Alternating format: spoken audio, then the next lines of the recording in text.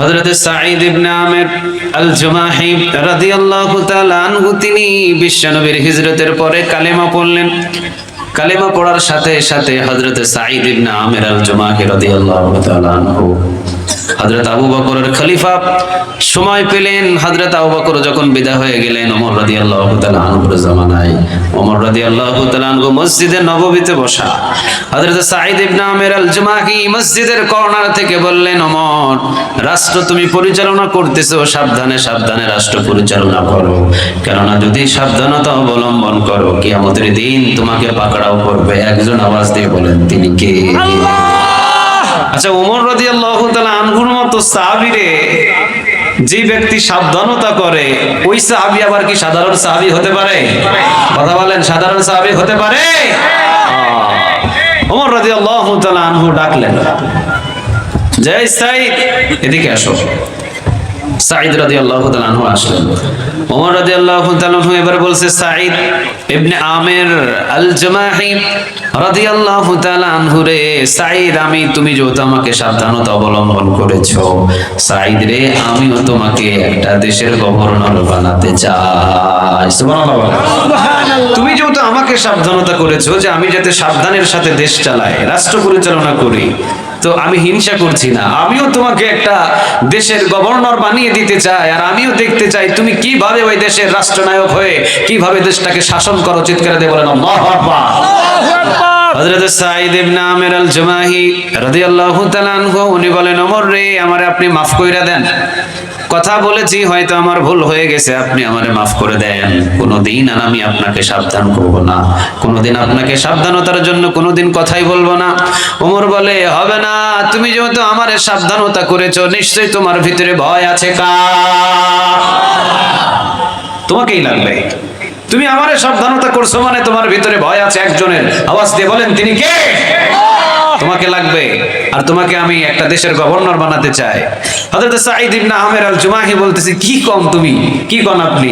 আমি হলাম হযরত সাঈদ ইবনে আমির আল জুমাহি, আমার ঘুমানোর বিছানা নেই, আমার রান্না করার একটা বাটি নেই, একটা পাতিল নেই, আর আপনি আমার এই দেশের গভর্নর বানাবেন? ওমর রাদিয়াল্লাহু তাআলা আনহু উনি বললেন, রাষ্ট্র পরিচালনা করার জন্য কোনো সম্পদ লাগে না, রাষ্ট্র পরিচালনা করার জন্য অন্তরে ভয় লাগে। একজনের আওয়াজ দিয়ে বলেন, তিনি কে? তোমার সেই ভয় আছে?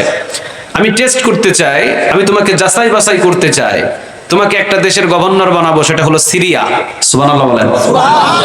সিরিয়া ওই সময়কার সব দেশের ভিতরে সিরিয়া রাষ্ট্রটা এমন ছিল, এটা হলো ব্যবসায়িক কেন্দ্রর মিডিল পয়েন্ট। ঢাকা শহরটা আমাদের বাংলাদেশের মিডিল পয়েন্ট না? কথা বলেন না কেন, মিডিল পয়েন্ট না? দেখবেন যেই এলাকার ভিতরে ধনাঢ্য ব্যক্তি থাকে, ওই এলাকার ইমাম সাহেব অনেক সময় সম্পদশালী হয়ে যায়, ঠিক না ভাই? ঠিক। গরিব এলাকায় যদি ইমাম সাহেব খতিবগিরি করে, উনি গরিবই থাকতে হয়, হাদিয়া তোফা ভালো পায় না। তো হযরত সাঈদ ইবনে আমির আল জুমাহি উনাকে সিরিয়ার গভর্নর করে পাঠাবে ওমর, কারণ ওমর চিন্তা করতেছে, তোমাকে আমি টেস্ট করতে চাই, যাচাই করতে চাই, যে সিরিয়ার গভর্নর করে পাঠায় আমি দেখতে চাই তুমি কি বাড়ি গাড়ি বানাও না নাকি তুমি ঈমান বানাও। সুবহানাল্লাহ বলে। সুবহানাল্লাহ। কারণ ওই সময়ে সিরিয়াটা হলো ব্যবসার জন্য মিডিল পয়েন্ট, লক্ষ লক্ষ কোটি কোটি হাজার হাজার সম্পদগুলো, স্বর্ণ মুদ্রাগুলো লেনদেন হতো এই সিরিয়াতে। হযরত সাঈদ ইবনে আমির আল জুমাহি রাদিয়াল্লাহু তাআলা আনহু বললেন, ওমর, এত বড় দায়িত্ব আপনি আমারে দিবেন না, এই দায়িত্ব আমার পক্ষে নেওয়া সম্ভব নয়। ওমর, আপনি অন্য কোন সাহাবীকে দেন, যেহেতু আমার চাইতে অনেক বড় বড় সাহাবী এখানে জীবিত আছে। ওমর বলে, না, তুমি আমারে সাবধানতা করছো, ওমর, সাবধানে রাষ্ট্র পরিচালনা করো, আমিও তোমার রাষ্ট্রের জন্য একটা নায়ক বানিয়ে তোমাকে পাঠিয়ে দিতে চাই, আর আমি দেখতে চাই তুমি কিভাবে রাষ্ট্র পরিচালনা করো। চিৎকার দিয়ে বলেন আল্লাহু আকবার। আল্লাহু আকবার। হযরত সাঈদ ইবনে আমির আল জুমাহিকে রাষ্ট্রদূত নিয়ে মদিনা থেকে পাঠিয়ে দিলেন সিরিয়াতে। রাষ্ট্রদূত সিরিয়াতে গিয়ে বলে দিলেন, আজ থেকে আপনাদের এই সিরিয়ার গভর্নর হযরত সাঈদ ইবনে আমির আল জুমাহি রাদিয়াল্লাহু তাআলা আনহু ওমরের পক্ষ থেকে নিযুক্ত করা হয়েছে। সুবহানাল্লাহ। সিরিয়ার ভিতরে হিমস বলে একটা শহর ছিল, যেমন ঢাকা শহরের ভিতরে আমাদের সবচেয়ে ভিআইপি পার্সন গুলো থাকে উত্তরা, বনানী, গুলশান, হ্যাঁ কথা বলেন না কেন আপনারা, মিরপুর এরিয়াগুলো। তো সিরিয়ার ভিতরে সবচেয়ে ধনাঢ্য এরিয়া ছিল হিমস। আর হিমসের ভিতরে এই হযরত সাঈদ ইবনে আমির আল জুমাহিকে বসবাস করার জন্য ওমর নির্ধারণ করে দিয়েছে। 5 বছর উনি রাষ্ট্র পরিচালনা করেছে। হযরত সাঈদ ইবনে আমির আল জুমাহি রাদিয়াল্লাহু তাআলা আনহু তিনি 5 বছর পর্যন্ত রাষ্ট্র পরিচালনা করলেন। কত বছর? 5 বছর। ওমর রাদিয়াল্লাহু তাআলা আনহু তেমন খবর নেওয়ার টাইম পান নাই। 5 বছর পর্যন্ত ওমর রাদিয়াল্লাহু তাআলা আনহু তার খবর নেওয়ার কোনো সুযোগ পান নাই। হযরত সাঈদ ইবনে আমির আল জুমাহি রাদিয়াল্লাহু তাআলা আনহু তিনি সিরিয়ার ভিতরে গভর্নরের দায়িত্ব 5 বছর পর্যন্ত দায়িত্ব পালন করছেন। সিরিয়া থেকে 5 বছর পরে মদিনায় মসজিদে নববীতে একটা কাফেলা এসেছে। এই কাফেলা মসজিদে নববীতে ওমর রাদিয়াল্লাহু তাআলা আনহুর ইমামতিতে পিছনে নামাজ আদায় করেছে। নামাজ শেষ এই কাফেলা মসজিদে নববী থেকে বাগির হতেই ওমর রাদিয়াল্লাহু তাআলা আনহুর সাথে সাক্ষাৎ। ওমর বলে, তোমরা কই থেকে আসছো? সিরিয়া। সিরিয়া? তোমাদের তো খুঁজতেছি আমি। আমাদেরকে কেন খুঁজতেছেন ওমর? কোনো দোষ করছি? কয় না, তোমাদের সাথে আমার প্রয়োজন আছে।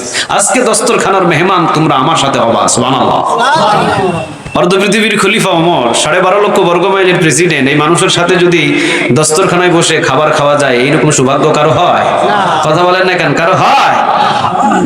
সিরিয়ার এই মানুষগুলো বললেন, ওমর রে, এটা আপনার আমাদের প্রতি সহানুভূতি। আপনি যা ভালোবাসা দেখালেন আমরা জীবনে বলতে পারবো না। আপনার দস্তরখানায় খাওয়ার জন্য তো আমরা পাগল হয়ে আছি। ওমর রাদিয়াল্লাহু তাআলা আনহু দস্তরখানা বিছালেন, খাবার নিয়ে আসলেন। খাইতে খাইতে এবার ওমর জিজ্ঞাসা করতেছে, আচ্ছা সিরিয়ার কি খবর? মানে ওমরের টার্গেট আছে আরেকটা, যে 5 বছর আগে একটা ওখানে পাঠাইছি একজন রাষ্ট্রনায়ক গভর্নর করে, ওর খবরটা কিভাবে তোদের কাছ থেকে নেওয়া যায় আমি একটু যাচাই বাছাই করি। বলতেছে সিরিয়ার কি খবর? কই সিরিয়াতে অভাব চলতেছে, অনটন চলতেছে, টানাটানি, হিসরা হিসরি, বৃষ্টি নাই, ফসল নাই, খুব অবস্থা খারাপ। এবার ওমর রাদিয়াল্লাহু তাআলা আনহু তিনি বললেন, তাহলে সিরিয়ার গরিবদের একটা লিস্ট তোমরা আমার কাছে দিয়ে যাও, গরিবদের লিস্ট করো। ওই গরিবদের লিস্ট আমার কাছে দিলে কয়েকদিনের ভিতরে তোমার কাছে, তোমাদের ওই গরিবদের কাছে আমি আমার মদিনা থেকে ত্রাণের একটা উট পাঠায় দেব। সুবহানাল্লাহ। ত্রাণের একটা উট অথবা ত্রাণের একটা মহড়া তোমাদের ওখানে পাঠিয়ে দিব, ত্রাণ পাঠাবো মদিনা থেকে, তবে গরিবদের লিস্ট তোমরা আমার কাছে দিয়ে যাও। তো সিরিয়ার এই কাফেলার মানুষগুলো বললেন, সুযোগ যখন পাইছি তখন সবচেয়ে বড় গরিব থেকে শুরু কর। তো সিরিয়ার ভিতরে সব থেকে যে বড় গরিব, ওর নামটা দিছে 1 নম্বরে, এরপরে যে 2 number, 3 number, 4 number, 5 number, serial by serial লম্বা একটা গরিবদের লিস্ট করে ওমর রাদিয়াল্লাহু তাআলা আনহুর হাতে ধরিয়ে দিয়েছে। ওমর রাদিয়াল্লাহু তাআলা আনহুর কাছে যখন এই লিস্ট ধরিয়ে দিয়েছে, ওমর রাদিয়াল্লাহু তাআলা আনহু যখন লিস্টের দিকে তাকিয়েছেন, ওমরের বাক বন্ধ হয়েছে, ওমরের কথা বন্ধ হয়েছে, ওমরের চোখের ভিতরে টলটল করে পানি, দাড়ি ভিজে ভিজে জামাই পড়ছে। সবাই চিন্তা করলেন, ওমর রে, না জানি গরিবদের লিস্ট দেওয়ায় আমরা কোনো ভুল করে ফেলেছি কিনা, আপনাকে কোনো কষ্ট দিলাম কিনা। ওমর রাদিয়াল্লাহু তাআলা আনহু বলছেন, কষ্ট তোমরা আমাকে দাও নাই, কিন্তু লিস্ট দেখার পরে আমি ওমরের চোখের পানি ধরে রাখতে পারি না। আল্লাহু আকবার, আল্লাহু আকবার। কি দেখলেন ওই লিস্টের ভিতরে? কি আছে ওই লিস্টে যে ওমর লিস্ট দেখার সাথে সাথে কেঁদে দিলেন? কি আছে এমন দৃশ্য এই লিস্টে? ওমর রাদিয়াল্লাহু তাআলা আনহু লিস্টের 1 নাম্বার নাম যখন পড়লেন, লেখা আছে ওমর আমিরুল মুমিনিন। সিরিয়ার ভিতরে সব থেকে যিনি 1 নাম্বার বেশি গরিব, তার নামটা আমরা 1 নম্বরে লিখে দিলাম। ও আমিরুল মুমিনিন, 1 নম্বরে যার নাম লিখে দিলাম, উনি হলো আমাদের সিরিয়ার ভিতরে সবচাইতে বড় গরিব মানুষ। ওমর দেখলেন 1 নম্বরে যার নাম লেখা আছে তিনি হলেন সিরিয়ার গভর্নর হযরত সাঈদ ইবনে আমির আল জুমাহির নাম। আল্লাহু আকবার। হযরত সাঈদ ইবনে আমির আল জুমাহির নামটা 1 নম্বরে উঠে গেছে। ওমর রাদিয়াল্লাহু তাআলা তাকিয়ে দেখে 5 বছর আগে যাকে আমি সিরিয়ার গভর্নর করে পাঠাইছিলাম পরীক্ষা করার জন্য, যে ওমরকে সাবধানতা দিয়েছিল মসজিদে নববীতে বসে, ও ওমর রাষ্ট্র পরিচালনা করো, সাবধানভাবে রাষ্ট্র পরিচালনা করবা, আমি ওমর তাকে পরীক্ষা করার জন্য সিরিয়ার সবচেয়ে ধনাঢ্য এরিয়া, ব্যবসায়িক বাণিজ্য এরিয়ার গভর্নর করে পাঠিয়েছি। আমি তো মনে করছি 5 বছরে সে মালামাল হয়ে গেছে, 5 বছরে সে গাড়ি বানিয়েছে, বাড়ি বানিয়েছে, টাকা বানিয়েছে, পয়সা বানিয়েছে। কিন্তু 5 বছর পরে এসে সিরিয়ার মানুষদের কাছ থেকে দেখলাম সিরিয়ার ভিতরে সব থেকে গরিবদের ভিতরে 1 নম্বর গরিব হয়েছে। চিৎকার দিয়ে বলেন আল্লাহু আকবার। হযরত ওমর রাদিয়াল্লাহু তাআলা আনহু 1 নম্বরে যখন গরিবের লিস্টের ভিতরে 1 নম্বরে সিরিয়ার গভর্নরের নাম ওমর রাদিয়াল্লাহু তাআলা আনহু তখন সাথে সাথে তার রাষ্ট্রদূতকে ডাক দিয়ে 1000 স্বর্ণ মুদ্রা উপস্থিত এই হযরত সাঈদ ইবনে আমির আল জুমাহি রাদিয়াল্লাহু তাআলা আনহুর জন্য হাদিয়া পাঠিয়ে দিয়েছে। সুবহানাল্লাহ। কত হাজার? কথা বলেন না কেন? কত হাজার? 1000 স্বর্ণ মুদ্রা পাঠিয়ে দিয়েছে। ওই সময় একটা স্বর্ণ মুদ্রা 1.5 ভরি ওজন, 3.5 ভরি ওজন ছিল। উমরের জামানায় যে একটা মুদ্রা ছিল স্বর্ণের, এটা হলো 3.5 ভরি ওজন। তাহলে একটা যদি 3.5 ভরি হয়, 1000 মানে 3500 ভরি স্বর্ণ। কত কোটি টাকার সম্পদ হযরত সাঈদ ইবনে আমিরের জন্য ওমর পাঠিয়েছে। চিৎকার দিয়ে পড়েন আল্লাহু আকবার। আল্লাহু আকবার। ওমর রাদিয়াল্লাহু তাআলা আনহু রাষ্ট্রদূতকে বলতেছেন, যাও তাড়াতাড়ি করে এই সম্পদগুলো আমার হযরত সাঈদ ইবনে আমির আল জুমাহি রাদিয়াল্লাহু তাআলা আনহুর কাছে দিয়ে আসো, কারণ উনি হলেন সিরিয়ার সবচেয়ে বড় গরিব। ওনাকে আমি মোটা অঙ্কের একটা হাদিয়া দিতে চাই। রাষ্ট্রদূত হযরত সাঈদ ইবনে আমির আল জুমাহি রাদিয়াল্লাহু তাআলা আনহুর কাছে গিয়ে দরজায় টোকা দিয়ে বাহির থেকে বললেন, ওমরের পক্ষ থেকে এসেছি, মদিনার রাষ্ট্রদূত আপনার জন্য ওমরের পক্ষে একটু হাদিয়া নিয়ে এসেছি, হাদিয়াটা গ্রহণ করেন। ওমর রাদিয়াল্লাহু তাআলা আনহুর কথা শুনে হযরত সাঈদ ইবনে আমির আল জুমাহি রাদিয়াল্লাহু তাআলা আনহু তাড়াতাড়ি করে দরজা খুলে দেখলেন বস্তা একটা আছে অথবা থলে একটা আছে। থলে নিয়ে প্রবেশ করলেন রাষ্ট্রদূত ভিতরে। হযরত সাঈদ ইবনে আমির আল জুমাহি জিজ্ঞাসা করলেন, এই বস্তার ভিতরে কি? রাষ্ট্রদূত বললেন, ওমর রে। রাষ্ট্রদূত বললেন, সাঈদ রে, এই যে ওমরের পক্ষ থেকে বার্তাবাহক। দেখলেন যে সালাম দিয়েছেন ওমর রাদিয়াল্লাহু তাআলা আনহুর পক্ষ থেকে। অল্প একটু হাদিয়া, হাদিয়াগুলো সাঈদ তুমি ওমরের পক্ষ থেকে গ্রহণ করে নাও, এটা ওমর তোমার জন্য পাঠিয়েছে। হযরত সাঈদ ইবনে আমির বললেন, হয়তো সাধারণ কোনো পোশাক হবে অথবা কিছু হবে। বস্তার মুখ খোলার পরে ইন্না লিল্লাহ পড়ে পিছনে ফিট লেগে পড়ে গেছে। কি পড়ছে? কিন্তু ফিট লাগার আগে কি পড়ছে? সবাই বলে না কি পড়ছে? আমরা হলে পড়তাম আলহামদুলিল্লাহ, ঠিক না বেঠিক? আমরা হলে কি পড়তাম? আর একটু জোরে বলেন, জোরে বলেন, কি পড়তাম? আমরা হলে পড়তাম আলহামদুলিল্লাহ। হযরত সাঈদ ইবনে আমির আল জুমাহি রাদিয়াল্লাহু তাআলা আনহু তিনি ইন্না লিল্লাহ পড়ার পরে পিছনের দিকে পড়ে গেছে, ফিট লেগে গেছে। বিবি ওই পাশে থেকে চিৎকার দিয়েছে, হায় হায় আমার সাঈদের কি হয়েছে? এবার পিছন থেকে বিবি জিজ্ঞাসা করে হযরত সাঈদ ইবনে আমির আল জুমাহিকে, প্রাণের স্বামী কি এমন খবর এসেছে? ওমর রাদিয়াল্লাহু তাআলা আনহু কি ইন্তেকাল করছে? হযরত সাঈদ ইবনে আমির বলে, না না, ওমরের ইন্তেকাল থেকে আরো ভয়ানক কিছু ঘটে গেছে। চিন্তা করে দেখেন, ওমরের মৃত্যু থেকে আরো ভয়ানক কিছু ঘটে গেছে। আবার জিজ্ঞাসা করলেন, তাহলে কি কোন যুদ্ধের ময়দানে অসংখ্য সাহাবীরা শহীদ হয়ে গেছে? হযরত সাঈদ ইবনে আমির আল জুমাহি বললেন, না, অসংখ্য সাহাবীদের শহীদ হওয়ার চাইতে এর চাইতে বড় ঘটনা আমার ঘরে ঘটে গেছে। বিবি বলে, কি হয়েছে হযরত সাঈদ ইবনে আমির? হযরত সাঈদ ইবনে আমির বলে, দেখো আমার ঘরের ভিতরে ওমর দুনিয়া ঢুকাইয়া ফেলছে। দুনিয়া। আল্লাহু আকবার। কি ঢুকাইয়া দিছে? দুনিয়া। সবাই তো বলে না, কি ঢুকাইয়া দিছে? দুনিয়া। আমার ঘরে ওমর দুনিয়া ঢুকিয়ে দিয়েছে। এই দুনিয়া তো আমি ঘরের ভিতরে রাখতে চাই না। রাষ্ট্রদূত বসে থাকবে, বিবি তাড়াতাড়ি তুমি আমার কাছে আসো। আর এই 1000 স্বর্ণ মুদ্রা সমস্ত রাষ্ট্রদূত বসে থাকা অবস্থায় এই সিরিয়ার ভিতরে সমস্ত গরিবদের কাছে 1000 স্বর্ণ মুদ্রা দান করে দাও। সুবহানাল্লাহ।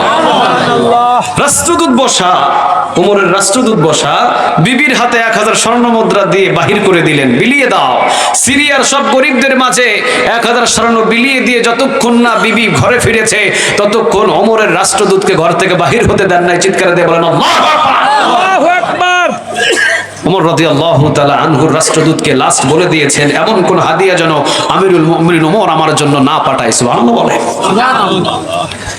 1000 স্বর্ণ মুদ্রা বিলিয়ে দিলেন, চলে গেলেন। ওমর রাদিয়াল্লাহু তাআলা আনহুর রাষ্ট্রদূত ওমর রাদিয়াল্লাহু তাআলা আনহু জিজ্ঞাসা করলেন, 1000 স্বর্ণ মুদ্রা পেয়ে আমার সাঈদ কি খুশি হয়েছে? রাষ্ট্রদূত কয়, খুশি? শুধু খুশি না, ইন্না লিল্লাহ পড়ে পিছনে ফিট লেগে পড়ে গেছে। কি কও? ইন্না লিল্লাহ পড়েছে, শুধু ইন্না লিল্লাহ নয়, আমাকে উপস্থিত বসা রেখে 1000 স্বর্ণ মুদ্রা তার বিবির মাধ্যমে সব বিলিয়ে দিয়েছে। সুবহানাল্লাহ।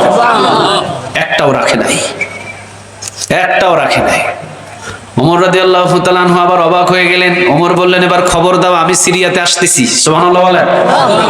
আমিরুল মুমিনিন হযরত ওমর রাদিয়াল্লাহু তাআলা আনহু এবার সিরিয়ার দিকে রওনা দিবেন। আপনারা বলেন, কাবা ঘরের ইমাম যদি আপনাদের এই যশোর এলাকায় আসে, মানুষ জমায়েত কম হবে না বেশি হবে? কথা বলেন, কথা বলেন, বেশি হবে না কম হবে? যশোরের ভিতরে আসছিল ডক্টর মিজানুর রহমান আজহারি ভাই। পুরা এরিয়া পর্যন্ত ব্লক হয়ে গিয়েছিল, ঠিক না ঠিক?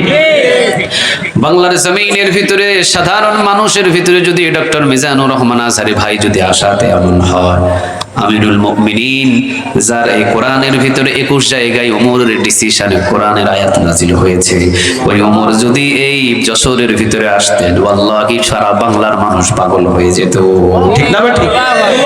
আল্লাহু আকবার। রাসূল বলেছেন, লাউ কানা নাবিয়্যুম মিন বা'দি লাউ কানা উমার, আমার পরে কোন নবী নাই, কোন রাসূল নাই, যদি নবী হতেন ওমররে নবী বানায়া দিতেন। তিনি কে?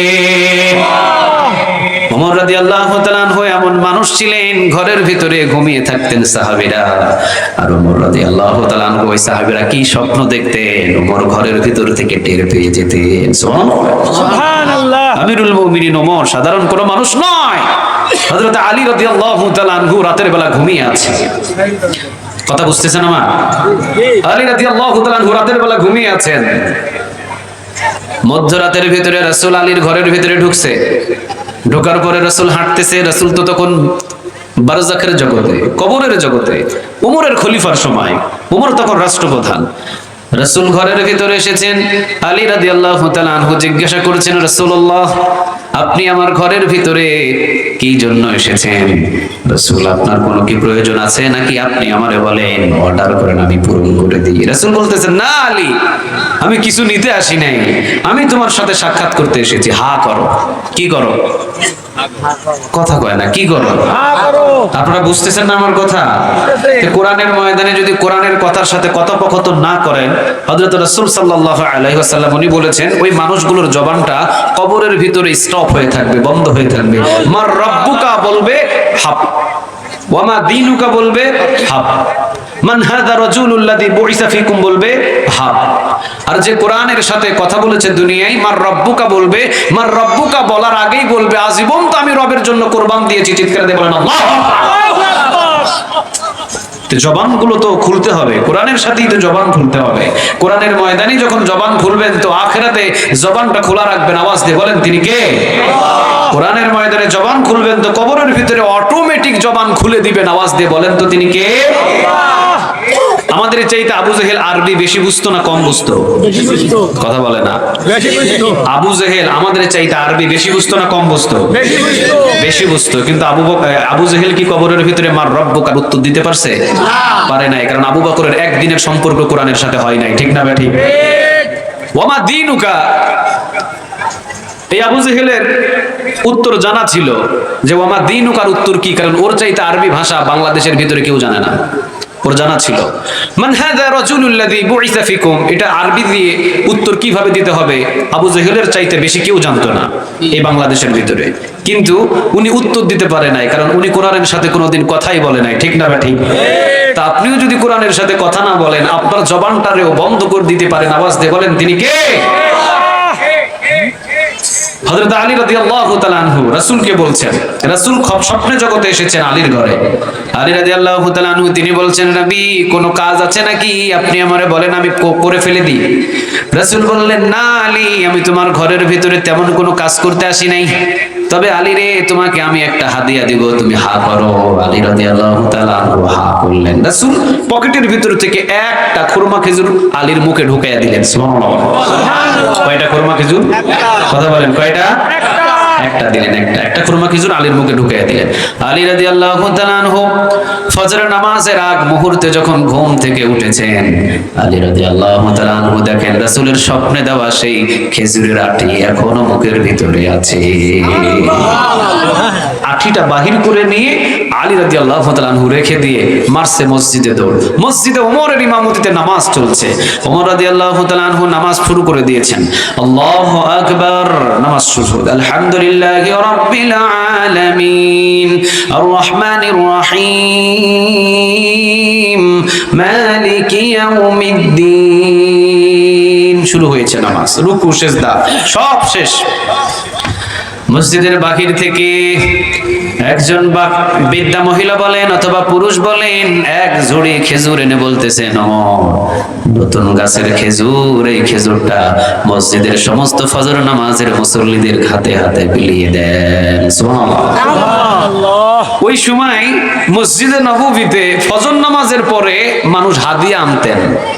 আর আমাদের বাংলাদেশের নিয়ম হয়ে গেছে জুমার দিনে মসজিদে হাদিয়া দেওয়া, ঠিক না ভাই? ঠিক, একটা নিয়ম হয়েছে জুমার দিনে হাদিয়া দিতে হবে।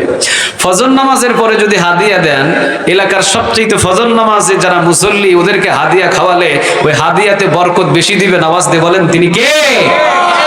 কিন্তু জুমার নামাজে দিলে বহু জুমার নামাজি আছে খালি সপ্তাহে একদিন পড়ে। কথা বলেন না কেন? কয়দিন পড়ে? একদিন পড়ে। আর রাসূলের জামানায় ফজর নামাজের সময় হাদিয়া দিতেন, কারণ ফজর নামাজের মুসল্লিরে খাওয়ানো মানে মনে হয় যে এদের মতো ইমানদার ব্যক্তি এলাকায় একটা মনে হয়। চিৎকার দিয়ে বলেন ঠিক না ঠিক? ফজর নামাজ কি সবাই জামাতে পড়তে পারে? কথা বলেন না কেন? পড়তে পারে না।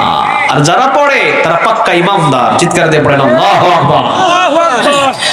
আমার এক মুসল্লি উনি বলল, হুজুর আমার মেয়ের বিবাহ দিব, একটা পাত্র খুঁজে দেন, ভালো যদি পাত্র পান। আমি বললাম আপনার এই মসজিদের ফজর নামাজের যে যুবকটা আছে, নামাজ পড়ে 5 ওয়াক্ত, ওর সাথে বিয়ে দিয়ে দেন। আমি বললাম যে এই যে যুবকটা 5 ওয়াক্ত ফজরে জামাতে এসে নামাজ পড়ে, ওর সাথে বিয়ে দিয়ে দেন। তো উনি বললেন যে হুজুর এমন যুবক যদি এই সমাজে না পাই, তাহলে পাশের সমাজে দেখেন। পাশের সমাজে দেখেন, অন্য নামাজে জামাই খুঁজতে হবে না, ফজর নামাজে অবিবাহিত ছেলেটা জামাতে পড়ে, ওর সাথে মেয়েকে বিবাহ দিয়ে দেন। অন্তত হারাম কোনো খাবার না খাওয়াবে না, হালাল খাবার খাইয়ে আপনার মেয়েকে জান্নাতি করে জান্নাতে নিয়ে যাবে। চিৎকার দিয়ে বলেন ঠিক না ঠিক? ফজর নামাজে জামাই খুঁজে। তো ওই জামানার ভিতরে ওমর রাদিয়াল্লাহু তাআলা আনহু ইমামতি করছেন ফজর নামাজে। তো জামাত শেষ, নামাজ শেষ, বাহির থেকে একজন বলছেন, আমিরুল মুমিনিন ওমর, আমার নতুন গাছের খেজুর, এই খেজুরটা আপনি মসজিদের মুসল্লিদেরকে বিলিয়ে দেন। ওমর রাদিয়াল্লাহু তাআলা আনহু চিন্তা করে দেখেন, আমিরুল মুমিনিন ওমর রাদিয়াল্লাহু তাআলা আনহু উনি খেজুরের ঝুড়িটা হাতে নিলেন। একজন করে সাহাবী যায় গেটের দিকে, প্রতিটা সাহাবীদেরকে এক মুঠ করে দিয়ে দিচ্ছেন। সবাইকে এক মুঠ করে দিচ্ছেন, এক মুঠ করে সবাইকে দেয়, ধরো নাও, তুমি নাও। হযরত আলী রাদিয়াল্লাহু তাআলা আনহু যখন এসেছে, আলী রাদিয়াল্লাহু তাআলা আনহুকে এখন আর মুঠ করে দেয় না। রাসূল বললেন, আলী তুমি হা করো। আলী রাদিয়াল্লাহু তাআলা আনহু হা করলেন। ঝুড়ির ভিতর থেকে একটা খেজুর নিয়ে আলীর মুখের ভিতরে ওমর ঢুকিয়ে দিলেন। সুবহানাল্লাহ।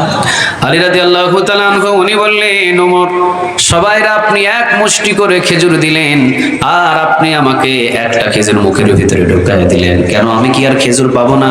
ওমর বললেন, আলী রে, রাতের বেলা আমি দেখলাম রাসূল তোমাকে একটা খেজুর হাদিয়া দিয়েছিল, এই জন্য নবীর সাথে মিল করে আমি ওমর তোমাকে একটাই হাদিয়া দিলাম। আল্লাহু আকবার, আল্লাহু আকবার। কেমন ছিলেন ওমর, কেমন ছিলেন ওমর? ওমর রাদিয়াল্লাহু তাআলা আনহু জীবনে কোনোদিন ইনসাফের বাহিরে একটা কোনো কাজ করেন না। সুবহানাল্লাহ। ইন্নাল্লাহা ইয়া'মুরু বিল আদলি ওয়াল ইহসান।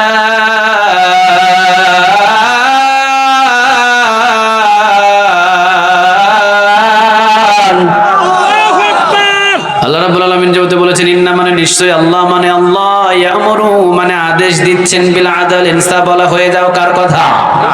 আরো জোরে আওয়াজ দিয়ে বলেন কার? ওমর রাদিয়াল্লাহু তাআলা আনহুর ভিতরে এতটা ইনসাফ ছিলেন যে ওমরের উপরে খুশি হয়ে কোরআনের 21 জায়গায় আয়াত নাজিল করে দিয়েছেন। আওয়াজ দিয়ে বলেন তিনি কে? জেরুজালেম জেরুজালেম থেকে একটা চিঠি এসেছে। হযরত আমর ইবনুল আস রাদিয়াল্লাহু তাআলা আনহুকে ওমর রাদিয়াল্লাহু তাআলা আনহু জেরুজালেমে পাঠিয়েছেন যে ওমর যাও, আমর ইবনুল আস যাও, ওই যুদ্ধের ময়দানে জেরুজালেমে গিয়ে জেরুজালেমের দরজাটা বন্ধ করে চাবিটা আমি ওমরের কাছে এনে পুষিয়ে দাও। চিৎকার দিয়ে বলেন আল্লাহু আকবার। মুসলমানদের সৈন্যবাহিনী নিয়ে জেরুজালেমে রওনা দিয়েছেন, হামলা করবেন। কিন্তু জেরুজালেমের খ্রিস্টানরা তাকিয়ে দেখলেন এদের সাথে পেরে ওঠা আমাদের পক্ষে সম্ভব নয়। এরা সারাদিন যুদ্ধ করে আর সারা রাত নামাজ পড়ে। সুবহানাল্লাহ বলবেন না? এরা সারাদিন যুদ্ধ করে আর সারা রাত কার কাছে চায়? আরো জোরে বলেন, কার কাছে চায়? হযরত ওমর রাদিয়াল্লাহু তাআলা আনহুকে লাগবে। খ্রিস্টানরা চিন্তা করলেন, ভাবনা করলেন, ওমর রাদিয়াল্লাহু তাআলা আনহুকে লাগবে। এদের সাথে যুদ্ধ করে আমরা পেরে উঠতে পারবো না, কারণ ওমর যদি জেরুজালেমে আসে ওই ওমরের কাছে আমরা সকল চাবিগুলো জেরুজালেমের বুঝাইয়া দেব, যুদ্ধবিহীন জেরুজালেম মুসলমানদের হাতে উঠাইয়া দেব। সুবহানাল্লাহ। তো হযরত আমর ইবনুল আস রাদিয়াল্লাহু তাআলা আনহু সেনাপতি, মুসলমানদের সেনাপতি যুদ্ধের ময়দানের, ওনার কাছে খ্রিস্টানের পাদ্রীগুলো গিয়ে, খ্রিস্টানরা গিয়ে বলতেছে, আমর ইবনুল আস, আজ থেকে যুদ্ধ বন্ধ, কোনো যুদ্ধ হবে না, তোমরা জেরুজালেমের চাবি দাও। তো আমরা জানি তোমাদের সাথে যুদ্ধ করে আমরা জেরুজালেম টিকাতে পারবো না, তবে হ্যাঁ, জেরুজালেম নিতে হলে উমরকে আসতে হবে, উমরের হাতেই জেরুজালেমের সমস্ত দায়িত্ব আমরা বুঝাইয়া দেব। আমর ইবনুল আস রাদিয়াল্লাহু তাআলা আনহু বললেন যে তাহলে উমর যদি আসে তাহলে এখানে আর অসুবিধা কোথায়? চিঠি লিখলেন, ওমর আপনি আসলেই আপনার হাতে জেরুজালেমের চাবি বুঝিয়ে দেওয়া হবে। ওমরও চিঠি বার্তাবাহককে পাঠিয়ে দিলেন, বলে দাও 1 সপ্তাহের ভিতরে ওমর রওনা, 1 সপ্তাহের ভিতরে ওমর জেরুজালেমে পৌঁছে যাচ্ছে, আজকেই ফজর পড়ে ওমর রওনা দিচ্ছে। সুবহানাল্লাহ। দীর্ঘ পথ ছিল, ওমর রাদিয়াল্লাহু তাআলা আনহু রওনা দিবেন। যিনি ছিলেন ওমরের সহপাঠী, উনি বলতেছেন ওমর কয় হাজার ঘোড়া রেডি করব? তো ওমর বলতেছেন কয় হাজার মানে? আমি একা যাব। সুবহানাল্লাহ। সাহাবীরা বললেন ওমর আপনাকে রাস্তার প্রতিমধ্যে আঘাত করতে পারে, আপনার উপরে বিপদ আসতে পারে। ওমর রাদিয়াল্লাহু তাআলা আনহু তিনি বললেন কে বিপদ আনবে আর কে বিপদ আমার ঘটাবে? আমার সাথে একজন আছে, আওয়াজ দিয়ে বলেন তিনি কে? তাবারাকাল্লাযী বিয়াদিহিল মুলকু ওয়া হুয়া আলা কুল্লি শাইইন কদির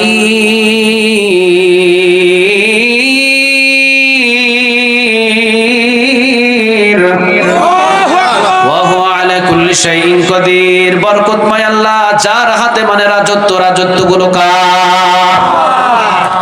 আমি ওমর তো আল্লাহ রাজত্বের ভিতরে থাকবো, তা আমি ওমরকে কে কি করবে?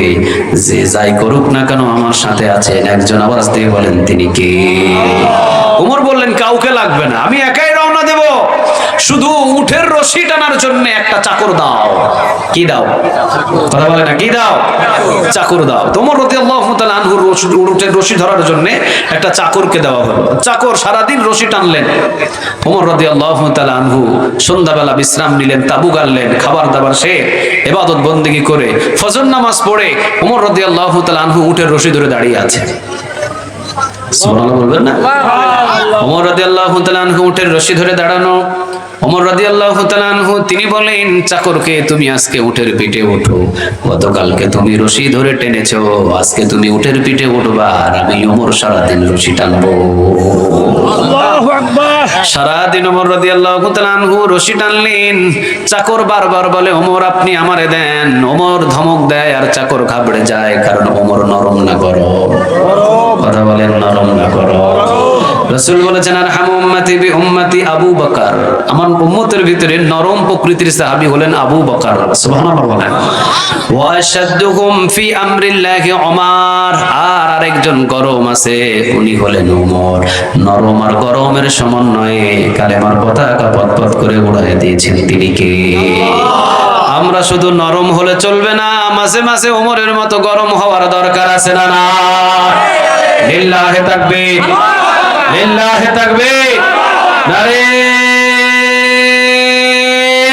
তাকবীর। আল্লাহ আমাদের হাতকে তুমি কবুল করো। আর একটু জোরে বলেন আমিন। তাহলে আবু বকর ছিলেন নরম, আর গরম কে? কথা বলে না, গরম কে? দমক দেয়, খবরদার আমি রশি টানতেছি, কোনো কথা বলবি না। সারাদিন ওমর রশি টানলেন, পরের দিন রশি টানলেন কে? চাকর। এর পরের দিন রশি টানলেন ওমর, পরের দিন চাকর, পরের দিন ওমর। যেই দিন জেরুজালেমের গেট দিয়ে জেরুজালেমে প্রবেশ করবে ওই দিন ওমরের রশি টানার পালা। চিন্তা করছেন? যেদিন জেরুজালেমের গেট দিয়ে ঢুকবে আর জেরুজালেমের সব খ্রিস্টানদের নেতারা রিসিভ করবে, ওই দিন ওমরের রশি টানার পালা। পায়ে জোর করে হাত ধরে বলতেছেন চাকরে, ওমর আজকের দিন অন্তত আমাকে রশি টানতে দেন। ওমর বলে, একদিনের জন্য আমি তোর উপরে জুলুমি করতে পারবো না, আল্লাহু আকবার, উপরে ওঠ, আমি রশি টানবো। চাকর বলে, ওমর রে, সম্মান মর্যাদা সব শেষ। এবার ওমর পড়া শুরু করলেন, কুলিল্লাহুম্মা, পড়েন, কুলিল্লাহুম্মা মালিকাল মুলকি তুতিল মুলকা মান তাশাউ ওয়া তানজিউল মুলকা মিম্মান তাশাউ ওয়া তুইজ্জু মান তাশাউ ওয়া তুযিল্লু মান তাশাউ বিয়াদিকাল খায়র ইন্নাকা আলা কুল্লি শাইইন কদির। কথা রাখা, ওয়াতুইজ্জু মান তাশা ওয়াতুযিল্লু মান তাশা। ইজ্জত সম্মান পৃথিবীর কেউ করে না, কেউ দেয় না। ইজ্জত সম্মান দান করেন তিনি কে? আর বেইজ্জত পৃথিবীর কেউ করে না, বেইজ্জত করেন একজন। আওয়াজ দিয়ে বলেন তিনি কে? ইজ্জত যদি আল্লাহ দেয় তো ইজ্জত জেলখানার ভিতরে থাকলেও দেয়, ঠিক না বা ঠিক? আর যদি আল্লাহ বেইজ্জত করে তো ক্ষমতার মসনদে বসার পরেও জুতার মালা পরায়া দেন তিনি কে? ইজ্জত কে দেয়? বেইজ্জত কে করে? এই সব কিছু কার হাতে? আর জোরে বলেন কার? ওমর রাদিয়াল্লাহু তাআলা আনহু চাকররে বুঝালেন, ইজ্জতের সম্মানের চিন্তা করিস। এই সম্মান আর মর্যাদা তো জেরুজালেমের খ্রিস্টানরা দিতে পারে না, কে দেয়? আল্লাহ। চুপ হয়ে উটের পিঠের উপরে বস, আমি তোকে টেনে নিয়ে যাবো। ওমর রাদিয়াল্লাহু তাআলা আনহু টানছেন, জেরুজালেমের গেট দিয়ে ঢুকে গেছে, উটের পিঠনে চাকর আছে, চাকরকে রিসিভ করে ফুলের মালা দিয়ে ঘরের ভিতরে নিয়ে চলে গেছে। আর ওমর রাদিয়াল্লাহু তাআলা আনহু উটের রশি ধরে দাঁড়িয়ে আছে। আল্লাহু আকবার। ভিতরে চাকর যাওয়ার পরে বলতেছেন, আপনারা কারে নিয়ে আসছেন? খ্রিস্টানরা বলে, কেন আপনি কি ওমর না? চাকর বলে, না আমি হলাম চাকর। তাহলে ওমর কই? খ্রিস্টানের পাদ্রীদের সামনে চাকর বলে, ওই যে রশি ধরে দাঁড়িয়ে আছে ওইটাই ওমর। আল্লাহু আকবার। ওই যে রশি ধরে যিনি দাঁড়িয়ে আছেন ওইটাই ওমর। খ্রিস্টানদের পাদ্রীরা অবাক হয়ে গেলেন। 12.5 লক্ষ বর্গ মাইলের প্রেসিডেন্টের পরিস্থিতি যদি এমন হয়, নিরহংকারে যদি হয়, ইনসাফের প্রতীক যদি তার ভিতরে এমন থাকে, তাহলে আর অসুবিধা কোথায়? তাহলে আর সমস্যা কোথায়? আসো সবাই একসাথে পড়ে নিলাম, ইলাহা ইল্লাল্লাহু মুহাম্মাদুর রাসূলুল্লাহ সাল্লাল্লাহু আলাইহি ওয়াসাল্লাম। নিজের বিবি ওমর রাদিয়াল্লাহু তাআলা আনহুর ঘরের ভিতরে ঢুকেছে রাতের বেলা। নিজের বিবিকে ওমর প্রশ্ন করতেছে, তুমি এই ঘরের ভিতরে আসলা কেন? বিবি বলতেছে, কেন আমি কি আসতে পারি না? ওমর বলতেছে, আসতে পারো, অসুবিধা নাই, কিন্তু আমি তো এখন রাষ্ট্রীয় সমস্ত লেখালেখিতে ব্যস্ত আছি।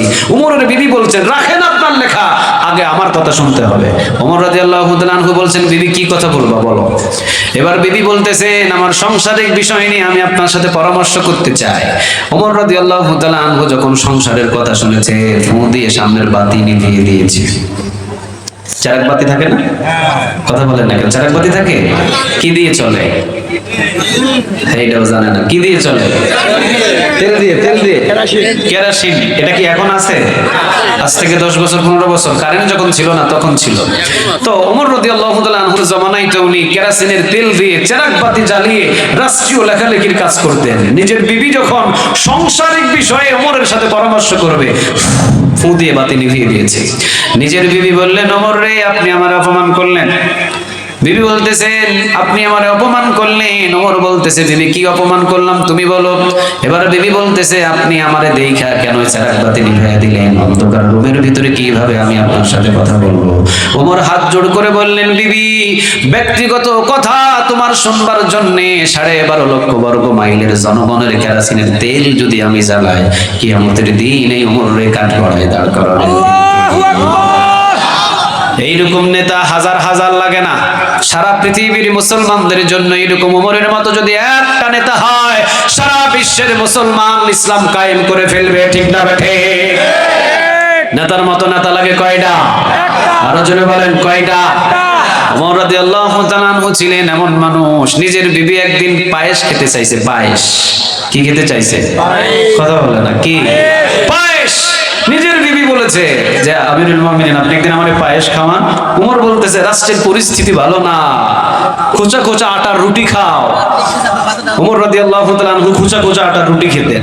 রাষ্ট্রদূতগুলো বলতো ওমর অন্যান্য রাষ্ট্র দেখেছি তারা চিকন চালের ভাত খায়, পোলাও খায়, কোরমাও খায়, তুমি খাও না কেন?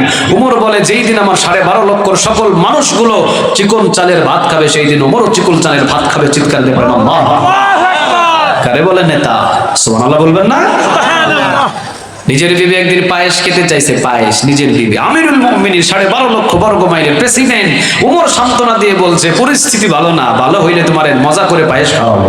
ওমরের বিবি প্রতিদিন রাষ্ট্রীয় খাজানা থেকে যে চাল আসে ওই চালের ওই জায়গা থেকে রান্নার ভিতর থেকে 1 মুষ্টি করে চাল সরিয়ে রাখে। 30 দিনে 30 মুষ্টি চাল সরিয়ে প্রায় 1.5 কেজি হয়েছে। এইটা দিয়ে একটু গুড় চিনি দিয়ে বা সুন্দর করে বাজার থেকে নিয়ে এসে পায়েস রান্না করে ওমরের সামনে দিয়েছে। ওমর বলতেছে এটা পাইলা কই? এবার নিজের বিবি বলছে প্রতিদিন আমাদের ঘরে রেশনের চাল যেটা আসে ওখান থেকে 1 মুষ্টি করে আমি রেখে দিয়েছি। 30 দিনে 30 মুষ্টি চাল 1.5 থেকে 2 কেজি হয়েছে, ওইটা বাজারে বিক্রি করে এরপরে একটু আতপ চাল কিনেছি, একটু মিশ্রি কিনেছি আর একটু দুধ কিনেছি, পায়েস রান্না করেছি। ওমর বললেন রাখো তোমার পায়েস।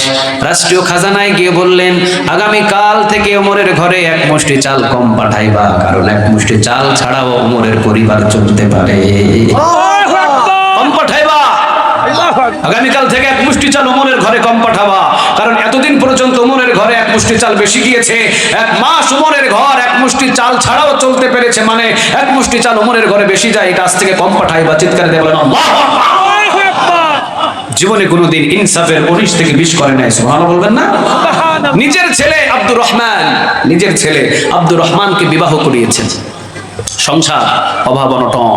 ওমর রাদিয়াল্লাহু তাআলা আনহুর ছেলে আব্দুর রহমান একটা বাজারে উট বিক্রি করার জন্য কোরবানের বাজারে 3 মাস আগে উট কিনছে। কয় মাস আগে? 3 মাস। সবাই বলে না কয় মাস আগে? 3 মাস আগে। 3 মাস আগে। আমাদের ভিতরে এই শিক্ষাগুলো নাই। ওরাই ছিল আমাদের মডেল।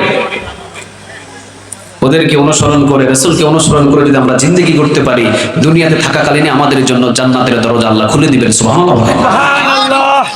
আব্দুর রহমান ওমরের ছেলে, একটা প্রেসিডেন্টের ছেলে, উট লালন পালন করে ব্যবসা করে তিনি জীবনযাপন করেন। সুবহানাল্লাহ, আল্লাহু আকবার। আব্দুর রহমান ওমরের ছেলে কোরবানের বাজারে 3 মাস আগে একটা উট ক্রয় করেছে 60 দিরহাম দিয়ে। কত দিরহাম? 60 দিরহাম। উট ক্রয় করে উনি মদিনার মরুভূমির এক জায়গায় লালন পালন করেছেন। কোরবানের বাজারে উনি বিক্রি করার জন্য উটটা ধরে আছেন। আচ্ছা, প্রেসিডেন্টের ছেলে যদি উট বিক্রি করতে আসে, ওনাকে দেখার জন্য মানুষ হুমড়ি খাই পড়বে না? কথা বলে না কেন? হুমড়ি খাই পড়বে না? হুমড়ি খাই পড়বে। প্রেসিডেন্টের ছেলে, আমাদের বাংলাদেশের যারা প্রধানমন্ত্রী আছেন ওনাদের ছেলে যদি আপনাদের যশোরে আসে, মানুষ দেখার জন্য হুমড়ি খাই পড়বে না? তো হযরত আব্দুর রহমান উনি ছিলেন ওমরের ছেলে। তো উনি মদিনার বাজারে উট বিক্রি করার জন্য এসেছেন। সবাই তো ওমরের ছেলে আব্দুর রহমানকে দেখে আর উট দেখে। তো ওই বাজারে আবার ওমর রাদিয়াল্লাহু তাআলা আনহু তল্লাশি করার জন্য গিয়েছে যে উটের দাম কেউ বেশি নেয় নাকি কেউ কম নেয়, যাচাই বাছাই করার জন্য ওমরের চেহারাটা পরিবর্তন করে, পোশাক পরিবর্তন করে, মুখের ভিতরে গামছা লাগিয়ে ওমর নিজেই ছদ্মবেশে ঢুকেছে। সুবহানাল্লাহ, সুবহানাল্লাহ। এবার 1 পা 2 পা 3 পা 4 পা করে দেখে যে একটা গোলাকার এলাকায় এক জায়গায় কিছু মানুষ জমায়েত হয়ে আছে। উনি কাছে গিয়ে দেখে কি রে, আব্দুর রহমান একটা উট নিয়ে দাঁড়িয়ে আছে। আব্দুর রহমান উটের মালিক হইলো কেমনে? আমি তো জানলাম না। সুবহানাল্লাহ নাই? আব্দুর রহমান উটের মালিক হইলো কবে? আমি তো জানলাম না। এবার ওমর রাদিয়াল্লাহু তাআলা আনহু গামছা মুখের ভিতরে বেঁধে বাস সামনে গিয়ে জিজ্ঞাসা করতেছে কামা হাযা ইয়া আব্দুল্লাহ, এই আব্দুল্লাহ তোমার এই উটের মূল্য কত? আব্দুর রহমান বলো তোমার এই উটের মূল্য কত? তো এবারে বলতেছেন যে 120 দিরহাম। কত দিরহাম? 120 দিরহাম অথবা 80 দিরহাম। তো 80 দিরহাম যেটা হয় 60 দিরহাম দিয়ে কিনা, 80 দিরহাম দিয়ে বিক্রি করা, লাভ আছে কয় দিরহাম? 20 দিরহাম। ওমর রাদিয়াল্লাহু তাআলা আনহু চলে গেলেন, দেখলেন যে না উট হিসাবে উটের দাম ঠিক আছে, চলে গেলেন। এরপরে ওমর রাদিয়াল্লাহু তাআলা আনহু তিনি উটের গামছাটুকু খুলে যখন আব্দুর রহমানের সামনে দাঁড়িয়েছেন, আব্দুর রহমান ভয়ে চুপসে গিয়ে বলতেছেন আব্বা আপনি? ওমর বলতেছে হ্যাঁ আমি। কই পাইলি তুই উট? এবার আব্দুর রহমান বলতেছে বাবা, কোরবানের বাজারের আগে 3 মাস সাক্ষ্য আছে আমার মা, আমার মায়ের কাছ থেকে 30 দিরহাম ধার আর আমার 30 দিরহাম, 60 দিরহাম দিয়ে উট কিনেছিলাম। এটা মদিনার এক মরুভূমিতে এই উটটা লালন পালন করেছি, মদিনার ঘাসগুলো খাইয়ে খাইয়ে লালন পালন করেছি। ওমর রাদিয়াল্লাহু তাআলা আনহু বলতেছেন, বাবারে উট বাজার থেকে 60 দিরহাম দিয়ে ক্রয় করেছে, কোনো অসুবিধা নাই, কিন্তু তুমি যে মরুভূমির ভিতরে বাঁধাইছো, যেই ঘাসগুলো তুমি কেটে কেটে খাইয়েছো বাবা, ওই ঘাসগুলোর জমিনগুলোর মালিক তো মদিনার জনগণ। মদিনার জনগণের জমিনের সবুজ সবুজ ঘাসগুলো কেটে কেটে খাইয়ে তোমার মুখটাকে 3 মাসে মোটা তাজা করে 80 দিরহাম দিয়ে বিক্রি করে 20 দিরহাম লাভ করে পকেট ভারী করবা, হবে না। আমি ওমরের ফয়সালা হলো এই যে লিখে দিয়ে গেলাম, মদিনার জনগণের জমিনের ঘাসগুলো খাইয়ে 3 মাসে উটটাকে মোটা তাজা করেছো, আসল 60 দিরহাম, ওই 60 দিরহাম নিজের পকেটে রেখে দিতে পারবা, আর বাকি 20 দিরহাম এটা মদিনার জনগণের ঘাস খাইয়ে, এটা মদিনার জনগণের হক, রাষ্ট্রীয় খাজানায় জমা দিয়ে দিবা। আল্লাহু আকবার, আল্লাহু আকবার, আল্লাহু আকবার, সুবহানাল্লাহ বলবেন না? এই জন্য ওমর রাদিয়াল্লাহু তাআলা আনহু ছিলেন ওমর। এই ওমরকে দেখার জন্য সিরিয়ার মানুষ হুমড়ি খাই পড়ছে। সুবহানাল্লাহ বলেন, মনে আছে আপনাদের? কথা বলেন না, মনে আছে?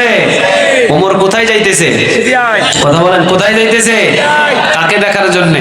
হযরত সাঈদ ইবনে আমির আল জুমাহি রাদিয়াল্লাহু তাআলা আনহুকে দেখার জন্য, সিরিয়ার গভর্নরকে দেখার জন্য রওনা দিয়েছে।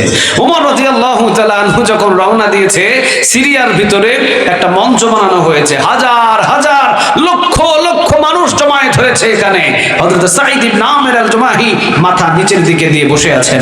ওমর রাদিয়াল্লাহু তাআলা আনহু হাজার লক্ষ মানুষের সামনে বলছেন, তোমাদের গভর্নর কে? সবাই বলতেছেন হযরত সাঈদ ইবনে আমির আল জুমাহি। এবার বলতেছেন, হযরত সাঈদ ইবনে আমির আল জুমাহির বিরুদ্ধে কি কারো কোনো নালিশ আছে? একজন হাত তুলছে, কয় ওমর আমার একটা নালিশ আছে। ওর কথায় আরেকজন হাত তুলছে, ওর কথায় আরেকজন হাত তুলছে, 8-10 জন হাত তুলে ফেলছে। ওমর রাদিয়াল্লাহু তাআলা আনহু বললেন, দেখছো মদিনা থেকে চিন্তা করছি একটা, আর এখানে এসে হয়ে গেছে আরেকটা। মদিনা থেকে মনে করছি আল্লাহর ওলি এখানে বসবাস করতেছে, আর এখানে আয়েশা দেখো কয়েকজন হাত তুলছে, মানে হযরত সাঈদ ইবনে আমির আল জুমাহির বিরুদ্ধে কয়েকজন হাত তোলা, মানে এর বিরুদ্ধে কয়েকজন নালিশ জানাবে। আচ্ছা, এই প্রথম যে হাত তুলছো তোমার নালিশ কি? এবার তিনি বলছেন, ওমর আমাদের 5 জনের নালিশ একটা। জোরে বলেন, কয়টা? আমাদের 5 জনের নালিশ হলো, ওমর রে এই আপনি যে আমাদের গভর্নর করে হযরত সাঈদ ইবনে আমির আল জুমাহিকে এখানে পাঠিয়েছেন, 5টা বছর পর্যন্ত হযরত সাঈদ ইবনে আমির আল জুমাহিকে আমরা এখানে পেয়েছি, কিন্তু হযরত সাঈদ ইবনে আমির আল জুমাহি রাদিয়াল্লাহু তাআলা তিনি মাসে অফিসে আসে না একবার। জোরে বলেন, কয়বার? একবার। সপ্তাহে না, মাসে? সপ্তাহে না, কখন? মাসে একবার। কয়দিন আসে না? একদিন। কতদিন পরে? 1 মাস পরে। কথা বলেন, 1 মাস পরে। কোথায় আসলাম এখানে মাহফিল করতে? মানে মেমোরিতে কাজ করে না। কয়দিন পরে হযরত সাঈদ ইবনে আমির আল জুমাহি রাদিয়াল্লাহু তাআলা আনহু অফিস করে না? কয়দিন পরে? 1 মাস পরে। কয়দিন? আমাদের ছুটি মাস সপ্তাহে কয়দিন? 8 দিন। 4 দিন বলে 8 দিন। আমাদের এক সপ্তাহে ছুটি কয়দিন? 2 দিন। শুক্রবার আর শনিবার। আর হযরত সাঈদ ইবনে আমির আল জুমাহির বিরুদ্ধে এলাকার জনগণ নালিশ দিয়েছে, মাসে আসে না কয়দিন? 30 দিন। 30 দিনই আসতে হবে, উনি আসে না একদিন। এটা আমার নালিশ। চিন্তা করেছেন? ওমর রাদিয়াল্লাহু তাআলা আনহু এবার চিন্তা করলো যে সর্বনাশ, মাসে একদিন আসে না, এটাও নালিশ দিতে হবে। ওমর রাদিয়াল্লাহু তাআলা আনহু এবার হযরত সাঈদ ইবনে আমির আল জুমাহিকে মাথা নিচের দিকে দিয়েছে, এই সাঈদ দাঁড়াও, তোমার বিরুদ্ধে নালিশ এসেছে, তুমি মাসে 30 দিনের ভিতরে একদিন কেন আসো না? এইটার উত্তর কি তোমার কাছে আছে? ওমর বলতেছে, ওমরের সামনে হযরত সাঈদ ইবনে আমির আল জুমাহি রাদিয়াল্লাহু তাআলা আনহু দাঁড়িয়ে বলছেন, এইটার উত্তর আমার কাছে আছে, যদি আপনি শুনেন আমি বলবো। ওমর রাদিয়াল্লাহু তাআলা আনহু বললেন, বলো তাহলে। এবার হযরত সাঈদ ইবনে আমির আল জুমাহি রাদিয়াল্লাহু তাআলা আনহু তিনি বললেন, ওমর আমার পরনের যেই জামা আর যে লুঙ্গি, এই একটা কাপড় ছাড়া আমার কোনো কাপড় নাই। আল্লাহু আকবার। এই পরনের এই যে চাদরের মতো এই জামা আর যে লুঙ্গি, এই 2টা কাপড় ছাড়া আমার আর কোনো কাপড় নাই। 29 দিন এই কাপড়টা পরিধান করে আমি অফিস করি, জনগণের খেদমত করি, 29 দিনে এই কাপড়টা একটু ময়লা হয়, এই জন্য একদিন এই উপরের চাদরের মতো এই পাঞ্জাবিটা ধুয়ে দিই, লুঙ্গিটা পরিধান করি, এরপরে যখন এটা শুকায় এটা আবার লুঙ্গি বানাই, এরপরে লুঙ্গিটাকে ধুয়ে দিই, এরপরে লুঙ্গি আবার পরিধান করি, এরপরে মানুষের খেদমতের জন্য প্রস্তুতি গ্রহণ করি। তো এই দুইটা কাপড় শুকাইতে ধুইতে শুকাইতে আমার বিকেল হয়ে যায়, এই জন্য আমি ওই দিন আসতে পারি না। ওমর রাদিয়াল্লাহু তাআলা আনহুর চোখের পানি ভিজে টপ টপ করে জামায় পড়ছে। এবার ওমর রাদিয়াল্লাহু তাআলা আনহু তিনি বলছেন, এই তোমাদের পিছনে যারা আছে তোমাদের অভিযোগ কি? ওরা বলতেছে, ওমর রে, আমাদের গভর্নরের বিরুদ্ধে আমাদের একটা অভিযোগ। কি অভিযোগ? আমাদের এই গভর্নর হযরত সাঈদ ইবনে আমির আল জুমাহি রাদিয়াল্লাহু তাআলা আনহুকে আমরা সারা দিন পাই, কিন্তু রাতের বেলা একটা দিনও আমরা পাই না। দিনে পাই, কখন পায় না? কথা বলে না, কখন পায় না? দিনের বেলা আমরা সারা দিন পাই, সারাদিন এই গভর্নরকে আমরা পাই, কিন্তু রাতের বেলা কিন্তু আমরা এই সাঈদকে খুঁজে পাই না। এই জন্য আমাদের অভিযোগ হলো, রাতেও আমরা চাই, দিনের বেলাও আমরা চাই। এবার ওমর রাদিয়াল্লাহু তাআলা আনহু বলে, সাঈদ, কোনো উত্তর আছে তোমার কাছে? দিনের বেলা পাই তোমাকে, রাতের বেলা পাই না। সাঈদ দাঁড়িয়ে বললেন, ওমর রে, দিনের বেলা পৃথিবীর সমস্ত মানুষের গোলামি করা নিয়ে আমি খেদমত করা নিয়ে ব্যস্ত থাকি, আর রাতের বেলা ফজর নামাজের আগ মুহূর্ত পর্যন্ত আমি আমার মালিকের গোলামি নিয়ে ব্যস্ত থাকি। আল্লাহু আকবার। একটা দিনের জন্য মিস নাই, সারা দিন আমি মানুষের খেদমত নিয়ে ব্যস্ত থাকি, আর রাতের বেলা আমি আমার এক মালিকের চেষ্টায় লুটিয়ে পড়ে থাকি। চিৎকার দিয়ে বলেন আল্লাহু আকবার। আল্লাহু আকবার। একদিনের জন্য আমি আল্লাহ সুবহানাহু ওয়া তাআলাকে ভুলতে পারবো না, আর আমাকে তারা দিনের বেলা চাইলেও পাবে না, কারণ আমার রাত দিনের বেলা চাইবে, রাতের বেলা চাইলেও পাবে না, কারণ আমার রাত একজন মালিকের জন্য ওয়াকফ করে দিয়েছি। আওয়াজ দিয়ে বলেন তিনি কে? আল্লাহ। আপনারা একটা দিন দিতে পারেন নাই, একটা দিনের মতো দিতে পারেন নাই। একটা রাত যদি আমরা আল্লাহর জন্য ওয়াকফ করে দিই, আমাদের কি বড় লস হয়ে যাবে? কথা বলেন না, কারণ বড় লস হয়ে যাবে।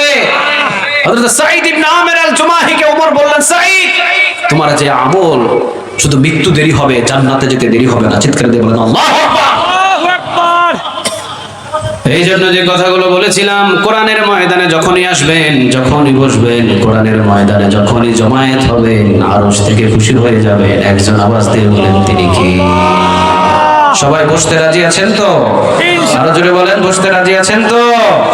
কোরআনের জন্য যদি কোরআনের ময়দানে বসেন, সম্মান বাড়ে না কমে? আরো জোরে বলেন, সম্মান বাড়ে না কমে? এই কোরআনের ভিতরে একটা সূরা আছে যেটার নাম হলো সূরা ফাতহ। সূরা ফাতহের 29 নম্বর আয়াতের ভিতরে আল্লাহ রাব্বুল আলামিন বলছেন, মুহাম্মাদুর রাসূলুল্লাহ। আল্লাহু আকবার, আল্লাহু আকবার। মুহাম্মাদুর রাসূলুল্লাহি ওয়াল্লাযীনা মা'আহু আশিদ্দাউ আলাল কুফফার।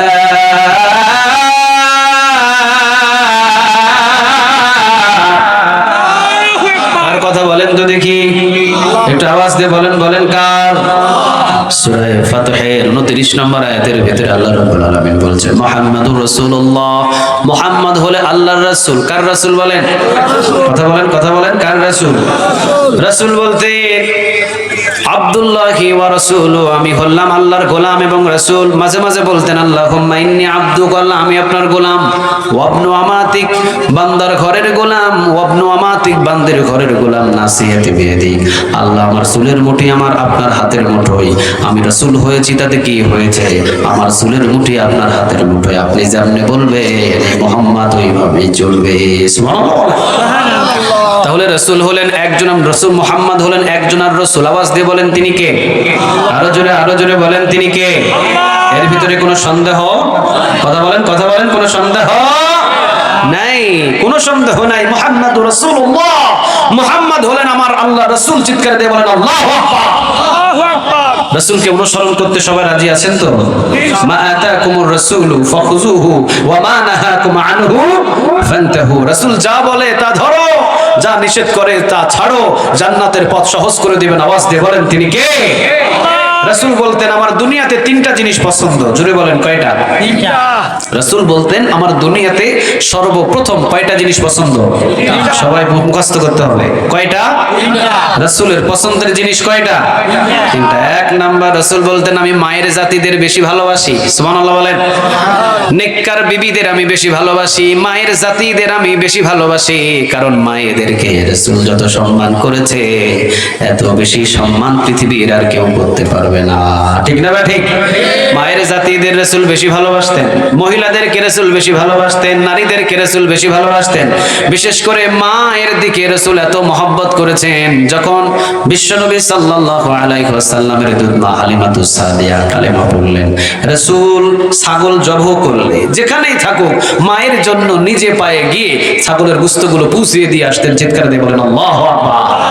রাসূল একদিন প্রায় শতাধিক সাহাবী, তারও বেশি হবে, তিনি সাহাবীদের সামনে বসে আছেন। এমন সময় একজন বৃদ্ধা মহিলা এসেছে, রাসূল উঠে দাঁড়িয়ে গেছেন। সুবহানাল্লাহ। রাসূলের গা মুবারক থেকে চাদরটা খুললেন, চাদর খোলার পরে চাদরটা বিছিয়ে দিলেন, চাদর বিছিয়ে দেওয়ার পরে বৃদ্ধা মহিলাকে বসালেন। বৃদ্ধা মহিলা বসার পরে যাওয়ার সময় রাসূলের মাথা আগিয়ে দিলেন, বৃদ্ধা মহিলা মাথায় হাত দিয়ে দোয়া করে দিলেন। সুবহানাল্লাহ। রাসূলের মাথায় হাত দিয়ে দোয়া করে দেওয়ার পর এরপরে বিদায় হলেন। বিদায় হওয়ার সময় রাসূল উঠে দাঁড়ালেন, আবার মহিলাটাকে পৌঁছিয়ে দিলেন। রাসূল সাল্লাল্লাহু আলাইহি ওয়াসাল্লামকে জিজ্ঞাসা করে সাহাবীরা, ইয়া রাসূলুল্লাহ এটা কারা? এই মহিলাটা কে? রাসূল বললেন আমি তো মায়ের দুধ পান করতে পারি নাই, ইনিই হলেন আমার দুধ মা হালিমাতুস সাদিয়া। চিৎকার দিয়ে বলেন আল্লাহু আকবার। রাসূল নারীদেরকে বেশি ভালোবাসতেন, মহিলাদেরকে বেশি ভালোবাসতেন, মেয়ে জাতিদেরকে বেশি ভালোবাসতেন। জীবনে কোনোদিন একজন বিবিকে রাসূল কষ্ট দেন নাই। ঠিক না ঠিক? 9 জন বিবি ছিলেন। কয়জন? কথা বলে না। কয়জন? 9 জন বিবি ছিলেন। তবে সর্বপ্রথম বিবি ছিলেন খাদিজা রাদিয়াল্লাহু তাআলা আনহা। তিনি বলেছেন রাসূল বলেছেন যদি আমার খাদিজা মৃত্যুর আগ মুহূর্ত পর্যন্ত জীবিত থাকতো, দ্বিতীয় বিবাহের আবদ্ধে আমি কখনো মুহাম্মদ বসতাম না। সুবহানাল্লাহ। জীবনে কোনোদিন বসতাম না। আমার খাদিজা জীবনে কোনোদিন আমার কাছ থেকে কোনো জিনিস চাই নাই। আর এখন টানা 9 জন বিবি, সবার চাহিদা বেশি, সবাই চাই বেশি। রাসূলের কাছ থেকে বিবিরা চাইতেন বেশি, কিন্তু রাসূল যতটুকু প্রয়োজন অতটুকু দিতেন, বাড়তি দেওয়া সম্ভব ছিল না, কারণ হুকুম মানতেন কার? কিন্তু খাদিজা রাদিয়াল্লাহু তাআলা আনহা জীবনে কোনোদিন কখনো কোনো সময় কোনো জিনিস চান নাই।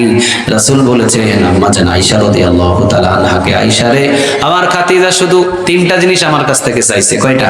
3টা। রাসূল পছন্দ করেন 3 জিনিস, আর খাদিজা ও রাসূলের কাছ থেকে চাইছে কয় জিনিস? কথা বলেন কয় জিনিস?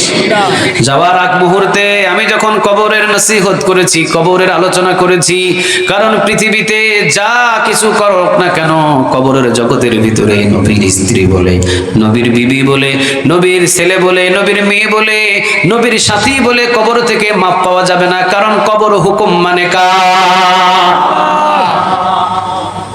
কবর কারো হুকুম মানে না, কবর আইন মানে, হুকুম মানে একজন মালিকের। আওয়াজ দিয়ে বলেন তিনি কে?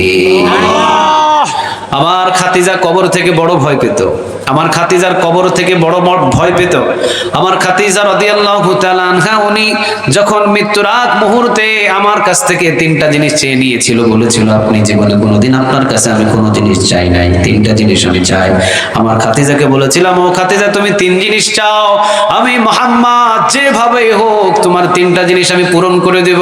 খাদিজা বললেন নবী গো আমার প্রথম নাম্বার চাওয়া হলো আপনার জামা মোবারক আমার কাফন বানায় দিবেন। সুবহানাল্লাহ বলবেন না? চালাক ছিলেন, ব্যবসায়িক ছিলেন, মক্কার ভিতরে সবচাইতে বড় ব্যবসায়িক ছিলেন খাদিজা রাদিয়াল্লাহু তাআলা আনহা। চিৎকার দিয়ে বলেন আল্লাহু আকবার। চালাক ছিলেন অনেক। উনি বললেন যে আপনার জামা মোবারকটা আমার কাফন বানায় দেবেন। রাসূল বললেন খাদিজা রে কোনো অসুবিধা নাই, আমার জামা মোবারক তোমাকে আমি কাফন বানায় দেব। দ্বিতীয় নম্বর চাহিদাটা কি?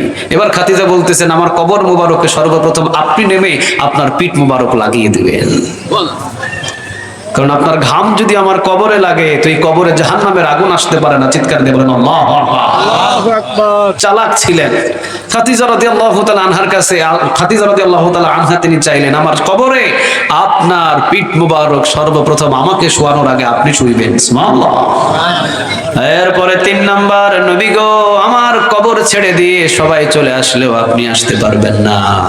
আমার কবরের ভিতরে যতক্ষণ 2 জন ফেরেশতা না আসবে ততক্ষণ আপনি ছেড়ে আসবেন না। 2 জন ফেরেশতার উত্তর আপনি নিজে দিয়ে দিবেন। সুবহানাল্লাহ। এখন আপনি বলেন আপনি কি আমার এই 3টা জিনিস দিবেন? খাদিজা রাদিয়াল্লাহু তাআলা আনহার চাহিদা অনুযায়ী নবী বললেন, খাদিজা আমি মুহাম্মদ যদি আগে চলে যায় তাহলে এই 3টা ওয়াদা তো আমি রাখতে পারবো না, আর যদি আমার আগে তুমি চলে যাও অবশ্যই অবশ্যই 3টা ওয়াদা আমি পূরণ করে দিব। আর কিছু লাগে? কথা বলেন না কেন? আর কিছু লাগে? আমার মৃত্যুর পরে আমার কবরের প্রশ্ন যদি কেউ দিয়ে দেয় আর আমার কবরটা যদি জান্নাতের বাগান হয়ে যায়, আমি পৃথিবীর সব বিক্রি করে হলেও ওই জিনিসটা আমি ক্রয় করতে চাই, ঠিক না ঠিক? খাদিজা বললেন এই 3টা আমাকে দিতে হবে। রাসূল বললেন তুমি এই 3টাই পাইবা যদি আমি জীবিত থাকি। ইন্তেকাল করলেন খাদিজা রাদিয়াল্লাহু তাআলা আনহা। খাদিজা রাদিয়াল্লাহু তাআলা আনহা যখন ইন্তেকাল করলেন, রাসূল সাল্লাল্লাহু আলাইহি সাল্লামের জামা মুবারক কাফন বানিয়ে দিলেন। রাসূল সাল্লাল্লাহু আলাইহি সাল্লাম সর্বপ্রথম খাদিজার লাশটা দাফন করার আগে নিজে আগে কবরের ভিতরে শুয়ে গেলেন। নিজে কবরের ভিতরে শয়ন করলেন, পিঠ মুবারক লাগিয়ে দিলেন। এরপরে খাদিজা রাদিয়াল্লাহু তাআলা আনহাকে কবরের ভিতরে শায়িত করে দিলেন, উপরে মাটি চাপা দিয়ে দিলেন। সবাইকে বললেন তোমরা সবাই চলে যাও, আর আমি আমার খাদিজার সাথে ওয়াদাটা রক্ষা করতে তার 3টি প্রশ্নের জবাব দেওয়ার জন্য দাঁড়িয়ে গেলাম। চিৎকার দিয়ে পড়েন সুবহানাল্লাহ। সুবহানাল্লাহ। 1 মিনিট চলে যায়, 2 মিনিট চলে যায়, 3 মিনিট, 5 মিনিট, 10 মিনিট, আধা ঘন্টা, 1 ঘন্টা, 2 ঘন্টা, 3 ঘন্টা, 4 ঘন্টা, নাই, কেউ নাই, কোন ফেরেশতা নাই, মুনকার নাকির নাই, কেউ আসে না। আমার রব্বুক ওয়া মা দীনুক মান হাদা রাজুলুল লাযী বুইসা ফিকুম বলার মতো কোন ফেরেশতা আসে না, কোন আওয়াজ নাই, কিছু নাই। তো রাসূল সাল্লাল্লাহু আলাইহি সাল্লাম বসে আছে। ইন দ্য মিন টাইম ঠাস করে জিবরিল আলাইহিস সালাম এসে বলছেন আপনি এখানে কেন? রাসূল বলছেন আমার ওয়াদা ছিল খাদিজার সাথে। জিবরিল বলেন আল্লাহ রাব্বুল আলামিন আমাকে বলেছেন আপনি কি একাই খাদিজারে ভালোবাসেন? আপনার চাইতে আমার মালিক আরো বেশি ভালোবাসে। আল্লাহু আকবার। আপনি শুধু একা খাদিজারে ভালোবাসেন? আপনি মনে করছেন যে আপনি শুধু ওয়াদা পূরণ করবেন, আর আল্লাহ সুবহানাহু ওয়া তাআলা ওয়াদা পূরণ করতে পারে না? আপনি 2টা ওয়াদা পূরণ করেছেন, আর একটা ওয়াদা আল্লাহ নিজেই পূরণ করে দিয়েছে। আপনি পূরণ করেছেন কাফনের ওয়াদা, আপনি পূরণ করেছেন কবরের ভিতরে নামিয়ে বিছানাটাকে কবরের ভিতরে নামানোর আগে পিঠ মুবারক লাগিয়ে দেওয়ার ওয়াদা। আর আল্লাহ রাব্বুল আলামিন একটা যেটা কঠিন, ওই মুনকার নাকিরের যে প্রশ্ন আছে ওই প্রশ্নের উত্তর আমার আল্লাহ নিজেই খাদিজার পক্ষ হয়ে দিয়ে দিয়েছে। এখন আপনারা বলেন তো দেখি, বিবিরা রাসূলকে এত ভালোবাসতেন, নারীদেরকে নবী সবচেয়ে বেশি ভালোবাসতেন। 9 জন বিবি রাসূলের কাছে এসে আসর নামাজের পরে এসে ঘোরাও করে ধরে বলতেছেন রাসূল আমাকে আজকে এই জিনিসটা এনে দিতে হবে। আরেকজন বিবি বলতেছেন ইয়া রাসূলুল্লাহ এই জিনিসটা এনে দিতে হবে। আরেকজন বলতেছেন ইয়া রাসূলুল্লাহ এই জিনিসটা এনে দিতে হবে। রাসূল বলেন আমার কাছে টাকা নাই, যদি টাকা থাকতো এনে দিতাম, যদি প্রয়োজন হয় তাহলে তোমরা ডিভোর্স দিয়ে দাও, ডিভোর্স নিয়ে যাও, অন্য জায়গায় চলে যাও। একজন বিবি আর জীবনে কোনোদিন চাই নাই, চিৎকার দিয়ে বলেন আল্লাহু আকবার। পরের দিন আবার আসছে আসর নামাজের পরে 9 জন বিবি একত্রিত ভাবে এসে রাসূলকে বলতেছেন ইয়া রাসূলুল্লাহ আপনাকে বলতে হবে আপনি কোন বিবিকে বেশি ভালোবাসেন? সুবহানাল্লাহ নাই? কয়জন বিবি ছিল? 9 জন। টানা কয়জন ছিল? 9 জন। এখন যদি বলে যে আমি খাদিজারে বেশি ভালোবাসি, বাকি 8 জন কি খুশি হবে না রাগ হবে? রাগ হবে। কথা বলে না, খুশি হবে না রাগ হবে? রাগ হবে। রাসূল সাল্লাল্লাহু আলাইহি ওয়াসাল্লাম বললেন কি ঝামেলা লাগাইলা তোমরা? তাই বলতেই হবে? আচ্ছা ঠিক আছে। 9 জন বিবি সবাই এসে যখন বললেন কোন বিবিকে আপনি বেশি ভালোবাসেন, রাসূল সাল্লাল্লাহু আলাইহি ওয়াসাল্লাম তিনি বললেন আজকে বলবো না, আগামীকাল আসর নামাজের পরে উত্তরটা দিয়ে দিব। সুবহানাল্লাহ। সময় নিলেন, রাসূল মসজিদে নববীতে গেলেন। পরের দিন যোহর নামাজের পরে 9 জন বিবির ঘরে ঘরে ঢুকে একটা করে খুরমা খেজুর হাদিয়া দিলেন। কয়টা? কথা বলেন কয়টা? একটা করে খুরমা খেজুর হাতের ভিতরে দিয়ে বললেন তোমার এই খুরমা খেজুরের কথা যেন কেউ না জানে। দ্বিতীয় নাম্বার বিবির ঘরের ভিতরে ঢুকে দ্বিতীয় নাম্বার বিবিকে আরেকটা খুরমা খেজুর দিয়ে বললেন তোমার এই খুরমা খেজুরের খবর যেন কোনো বিবি না জানে।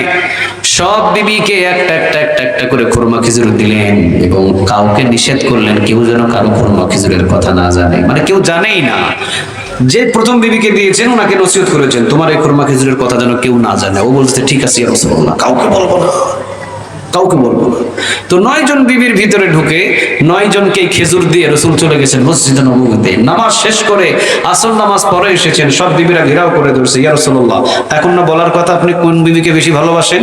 রাসূল বললেন ওই যে যার হাতে খুরমা খেজুর দিয়েছিলাম ওইটারে আমি বেশি ভালোবাসি। সুবহানাল্লাহ বলবেন না? ওই যে যার হাতে আমি খুরমা খেজুর দিয়েছিলাম ওই বিবিটারে আমি সব থেকে বেশি ভালোবাসি। 9 জন বিবি দাঁত বাহির করে মুস্কি মিশে হাসি দিলেন, আরশ থেকে খুশি হয়ে গেলেন, আওয়াজ দিয়ে বলেন তিনি কে? এই জন্য রাসূল মায়ের জাতিদেরকে বেশি ভালোবাসতেন। নবীর আরেকটা ছিল তিনি সুগন্ধিকে বেশি ভালোবাসতেন। সুবহানাল্লাহ বলেন। সুগন্ধিরে বেশি ভালোবাসতেন। আবার আল্লাহ রাব্বুল আলামিন বলেন নবী গো আপনি যেহেতু মায়ের জাতিদেরকে বেশি ভালোবাসেন এই জন্য সবচেয়ে দামি নারী আমি আপনার ঘরে দান করে দিলাম। চিৎকার দিয়ে বলেন আল্লাহু আকবার। সবচেয়ে দামি নারী আপনাকে দিলাম। খাদিজা রাদিয়াল্লাহু তাআলা আনহা যিনি স্বয়ং সালাম পেয়েছেন একজনের পক্ষ থেকে, আওয়াজ দিয়ে বলেন তিনি কে? আপনি নারী পছন্দ করেন তো সবচেয়ে দামি নারী আপনার ঘরে দিলাম। সুবহানাল্লাহ বলবেন না? দ্বিতীয় নাম্বার আমার রাসূল পছন্দ করতেন সুগন্ধি। কি পছন্দ করতেন? কথা বলেন, কি পছন্দ করতেন? সুগন্ধি মানে আতর। সুগন্ধি রাসূলকে কেউ হাদিয়া দিয়েছে আর রাসূল নেয় নাই এমন কোন ইতিহাস একটাও নাই। যে যেটা দিয়েছে সুগন্ধি রাসূল সেটাই গ্রহণ করেছেন। সুবহানাল্লাহ বলেন। আল্লাহ রাব্বুল আলামিন বললেন নবী গো আপনি যেহেতু সুগন্ধি পছন্দ করেন ও নবী আপনার মাথা থেকে পা পর্যন্ত পুরো বডিটাই আমি সুগন্ধিতে ভরপুর করে দিলাম। সুবহানাল্লাহ। হযরত আনাস রাদিয়াল্লাহু তাআলা আনহু উনি মসজিদে কুবা, কোন জায়গা? মসজিদে কুবা। এই মসজিদে কুবায় হযরত আনাস রাদিয়াল্লাহু তাআলা আনহুর ইন্তেকালের পরে, রাসূলের ইন্তেকালের পরে হযরত আনাস রাদিয়াল্লাহু তাআলা আনহু মাঝে মধ্যে মসজিদে কুবায় উনি জুমার খুতবা দেওয়ার জন্য রওনা দিতেন। তো জুমার খুতবা দেওয়ার জন্য মসজিদে নববীতে হযরত আনাস রাদিয়াল্লাহু তাআলা আনহু যখন ঢুকতেন সমস্ত মানুষগুলো অবাক হয়ে যেতেন আর আনাসের দিকে তাকিয়ে থাকতেন আর আনাসের দিকে হুমড়ি খাই মানুষ কাছাকাছি যেতে চাইতেন। আনাস রাদিয়াল্লাহু তাআলা আনহু সবাইকে বলতেন তোমরা আমার দিকে ছুটে আসো কেন? সব মানুষগুলো বলতেন আনাস রে আপনি যখন জুমার দিনে পারফিউমটা লাগায় আসেন, মানে আপনি যে জুমার দিনে ঘ্রাণ আতরটা লাগিয়ে আসেন এই আতরটা সারা পৃথিবীর কোনো জায়গায় আমরা খুঁজে পাই না। আপনি কোন দেশ থেকে আমদানি করেন, কোন দেশ থেকে ইম্পোর্ট করে নিয়ে আসেন, কোন জায়গা থেকে নিয়ে আসেন এত সুন্দর সুগন্ধি, এত সুন্দর সুগন্ধি জীবনে কোনোদিন কখনো কোনো সময় আমাদের নাকের ভিতরে আমরা নিতে পারি নাই। আনাস আপনি হয় বলে দেন এটা কোন শহরে পাওয়া যায়, কোন এলাকায় পাওয়া যায়, সেখান থেকে আমদানি করে আমরা নিয়ে আসবো। আর না হলে আপনার কাছে যেটা আছে ওইটা আপনি আমাদেরকে দিয়ে দেন। আপনি মসজিদে কুবায় জুমার দিনে নামাজ পড়ে যখন চলে যান এক সপ্তাহ আপনার এই ঘ্রাণ মসজিদে নববীতে লেগে থাকে। সুবহানাল্লাহ বলেন। মানে মসজিদে কুবায় জুমার নামাজ পরিধান করে আপনি চলে যান এক সপ্তাহ পর্যন্ত এই মসজিদের ভিতরে এই ঘ্রাণটা আমরা মসজিদে আসলেই পাই। চিৎকার দিয়ে বলেন আল্লাহু আকবার। হযরত আনাস রাদিয়াল্লাহু তাআলা আনহু এবার কি বলে জানেন? শুনেন। হযরত আনাস রাদিয়াল্লাহু তাআলা আনহু তিনি বলেন এই ঘ্রাণ তো তোমরা কোন মিশর অথবা কোন ইয়ামেন শহরের ভিতরে কোন জায়গায় গিয়ে এই আতরের ঘ্রাণটা পাবে না। আমি রাসূলের 10 বছরের খাদেম ছিলাম। কত বছর? 10 বছর। কথা বলেন। আনাস রাদিয়াল্লাহু তাআলা আনহু রাসূলের কয় বছরের খাদেম ছিলেন? 10 বছরের আমি নবীর খাদেম ছিলাম। এই 10 বছর পর্যন্ত রাসূলের খাদেম থাকা অবস্থায় রাসূলের সমস্ত ঘামগুলো নিয়ে নিয়ে আমি কাঁচের বোতলের ভিতরে রেখে দিয়েছি আর ওই ঘামগুলো এখন আমি আতর করে ব্যবহার করি। তাহলে রাসূল যেহেতু সুগন্ধি পছন্দ করতেন রাসূলের পুরো শরীরের ঘামটাকে সুগন্ধি করে দিয়েছিলেন তিনি কে? আরো জোরে বলেন তিনি কে? 3 নম্বরে বিশ্ব নবী বললেন আমার 3 নম্বরে পছন্দ হলো আমার হলো নামাজ সবচেয়ে পছন্দ। সুবহানাল্লাহ। নামাজ হলো আমার পছন্দ। এই জন্য নবী এশার নামাজের আগে খাবার খেতেন, এশার নামাজ পড়ে উনি ঘুমের বিছানায় যেতেন। এশার নামাজ পড়ে উনি কোথায় যেতেন? ঘুমের বিছানায় যেতেন। ঘুম থেকে যখন উনি উঠতেন মধ্যরাতে ঘুম থেকে উঠে একজনের ইবাদতে মশগুল হয়ে যেতেন। নামাজ দিয়ে বলেন তিনি কে? আল্লাহ। রাসূল সাল্লাল্লাহু আলাইহি সাল্লাম নামাজের ভিতরে তাহাজ্জুদ নামাজে দাঁড়াতেন আল্লাহু আকবার বলে। তো তাহাজ্জুদ নামাজে রাসূল সাল্লাল্লাহু আলাইহি ওয়াসাল্লাম দাঁড়ানোর পরে রাসূল সাল্লাল্লাহু আলাইহি ওয়াসাল্লাম লম্বা সময় পর্যন্ত 6.5 পারা কোরআন তেলাওয়াত করতেন। কত পারা বলেন তো দেখি? এক রাকাতে অথবা 2 রাকাতে 6.5 পারা কোরআন তিনি তেলাওয়াত করতেন। 6.5 পারা কোরআন তেলাওয়াতের পর রাসূল সাল্লাল্লাহু আলাইহি ওয়াসাল্লাম এবার রুকুতে যেতেন। দাঁড়িয়ে থাকতেন যতক্ষণ, রুকুতে থাকতেন যতক্ষণ, চিৎকার দিয়ে বলেন আল্লাহু আকবার। এরপরে উঠে দাঁড়াতেন, এরপরে সিজদায় চলে যেতেন। সিজদায় যাওয়ার পরে লম্বা সময় পর্যন্ত সিজদায় পড়ে থাকতেন। আমাদের আয়েশা রাদিয়াল্লাহু তাআলা আনহা উনি বলেছেন, আমার মনে হতো যে রাসূল ইন্তেকাল করেছে। এইভাবে পায়ে চিমটি কাটতাম, চিমটি কাটার পরে বুঝতাম যে রাসূল এখনো জীবিত আছে। চিৎকার দিয়ে বলেন আল্লাহু আকবার। তাহলে রাসূলের 6.5 পারা কোরআন তেলাওয়াত হতো নামাজে। দাঁড়িয়ে থাকতেন ততক্ষণ, রুকুতে থাকতেন যতক্ষণ, সিজদায় লুটিয়ে পড়ে থাকতেন ততক্ষণ। অথচ জীবনে কোনোদিন নবীর একটা কোনো গুনাহ নাই, কিন্তু নামাজে দীর্ঘ সময় পর্যন্ত নবী পার করতেন একজনকে খুশি করার জন্য। আওয়াজ দিয়ে বলেন তিনি কে? তাহলে রাসূলের দুনিয়ার ভিতরে পছন্দের জিনিস কয়টা? 3টে। কথা বলেন কয়টা? 1 নাম্বার, নবী রাসূল মায়ের জাতিদেরকে বেশি ভালোবাসতেন। আমরা আজ থেকে মায়ের জাতিদেরকে বেশি ভালোবাসবো ইনশাআল্লাহ। 2 নাম্বার, রাসূল সুগন্ধি বেশি পছন্দ করতেন। আজ থেকে আমরা সুগন্ধি বেশি ব্যবহার করব ইনশাআল্লাহ। 3 নাম্বারে রাসূল নামাজ যেহেতু বেশি ভালোবাসতেন, আজ থেকে আমরা নামাজের সাথে সম্পর্ক রাখবো কি রাখবো না? রাখবেন, রাখবেন। আজান হলে নামাজে যাবেন। এবার রাসূলের কথা শোনার সাথে সাথে হযরত আবু বকর সিদ্দিক রাদিয়াল্লাহু তাআলা আনহু উনি এবার বলছেন যে ইয়া রাসূলুল্লাহ ওয়াল্লাযীনা মাআহু আশিদ্দাউ আলাল কুফার রুহামাউ বাইনাহুম, মানে রাসূলের যারা সাহাবীরা ছিলেন ওরা ছিলেন নিজেদের ভিতরে পুষ্পকমল, কাফেরদের জন্য বজ্র কঠোর। রাসূলের সাহাবী হযরত আবু বকর সিদ্দিক রাদিয়াল্লাহু তাআলা আনহু উনি বলছেন, নবী আপনার 3টা জিনিস পছন্দ, আমি আবু বকরেরও 3টা জিনিস পছন্দ। চিৎকার দিয়ে বলেন আল্লাহু আকবার। এবার সমস্ত সাহাবীরা বসা। বিশ্ব নবী বলেন, আবু বকর তোমার 3 জিনিস পছন্দ কোনটা? কি কি বলো? আবু বকর সিদ্দিক রাদিয়াল্লাহু তাআলা আনহু তিনি বলছেন, নবী আমি কি বলবো আমার 3টা জিনিস কি কি পছন্দ? বিশ্ব নবীজি বললেন, আবু বকর তোমার 3টা জিনিস যেটা পছন্দ সেটা তুমি আওয়াজ করে আমাকে বলো। এবার ওমর রাদিয়াল্লাহু তাআলা আনহু পাশে আছেন। ওমর চিন্তা করতেছেন আলী, ওমর রাদিয়াল্লাহু তাআলা আনহু চিন্তা করতেছেন যে আবু বকর আজকে তুমি যে 3টা জিনিস বলবা ওই 3টা জিনিসের চাইতেও আমি ওমর আরো দামি 3টা জিনিস রাসূলকে বলবো। সুবহানাল্লাহ। আমলের দিক দিয়ে দুইজনের ভিতরে তর্ক বিতর্ক হতো বলতে কি রকম, একজন আরেকজনের সাথে হিংসা করতেন। এক আবু বকর আরেকজন ওমর। কথা বলেন, এক আবু বকর আরেকজন ওমর। এই দুইজনের ভিতরে হিংসা ছিল বেশি। কি? সম্পদ নিয়ে নয়, বাড়ি গাড়ি নিয়ে নয়, রাজনীতি নিয়ে নয়, আমলের দিক দিয়ে। সুবহানাল্লাহ। ওমর রাদিয়াল্লাহু তাআলা আনহু তিনি বলছেন, আবু বকর আজকে তুমি 3টা জিনিস রাসূলকে বলবা না, তুমি যে 3টা জিনিস পছন্দ করো তোমার 3টা জিনিসের চাইতেও দামি 3টা জিনিস আমি ওমর বলবো।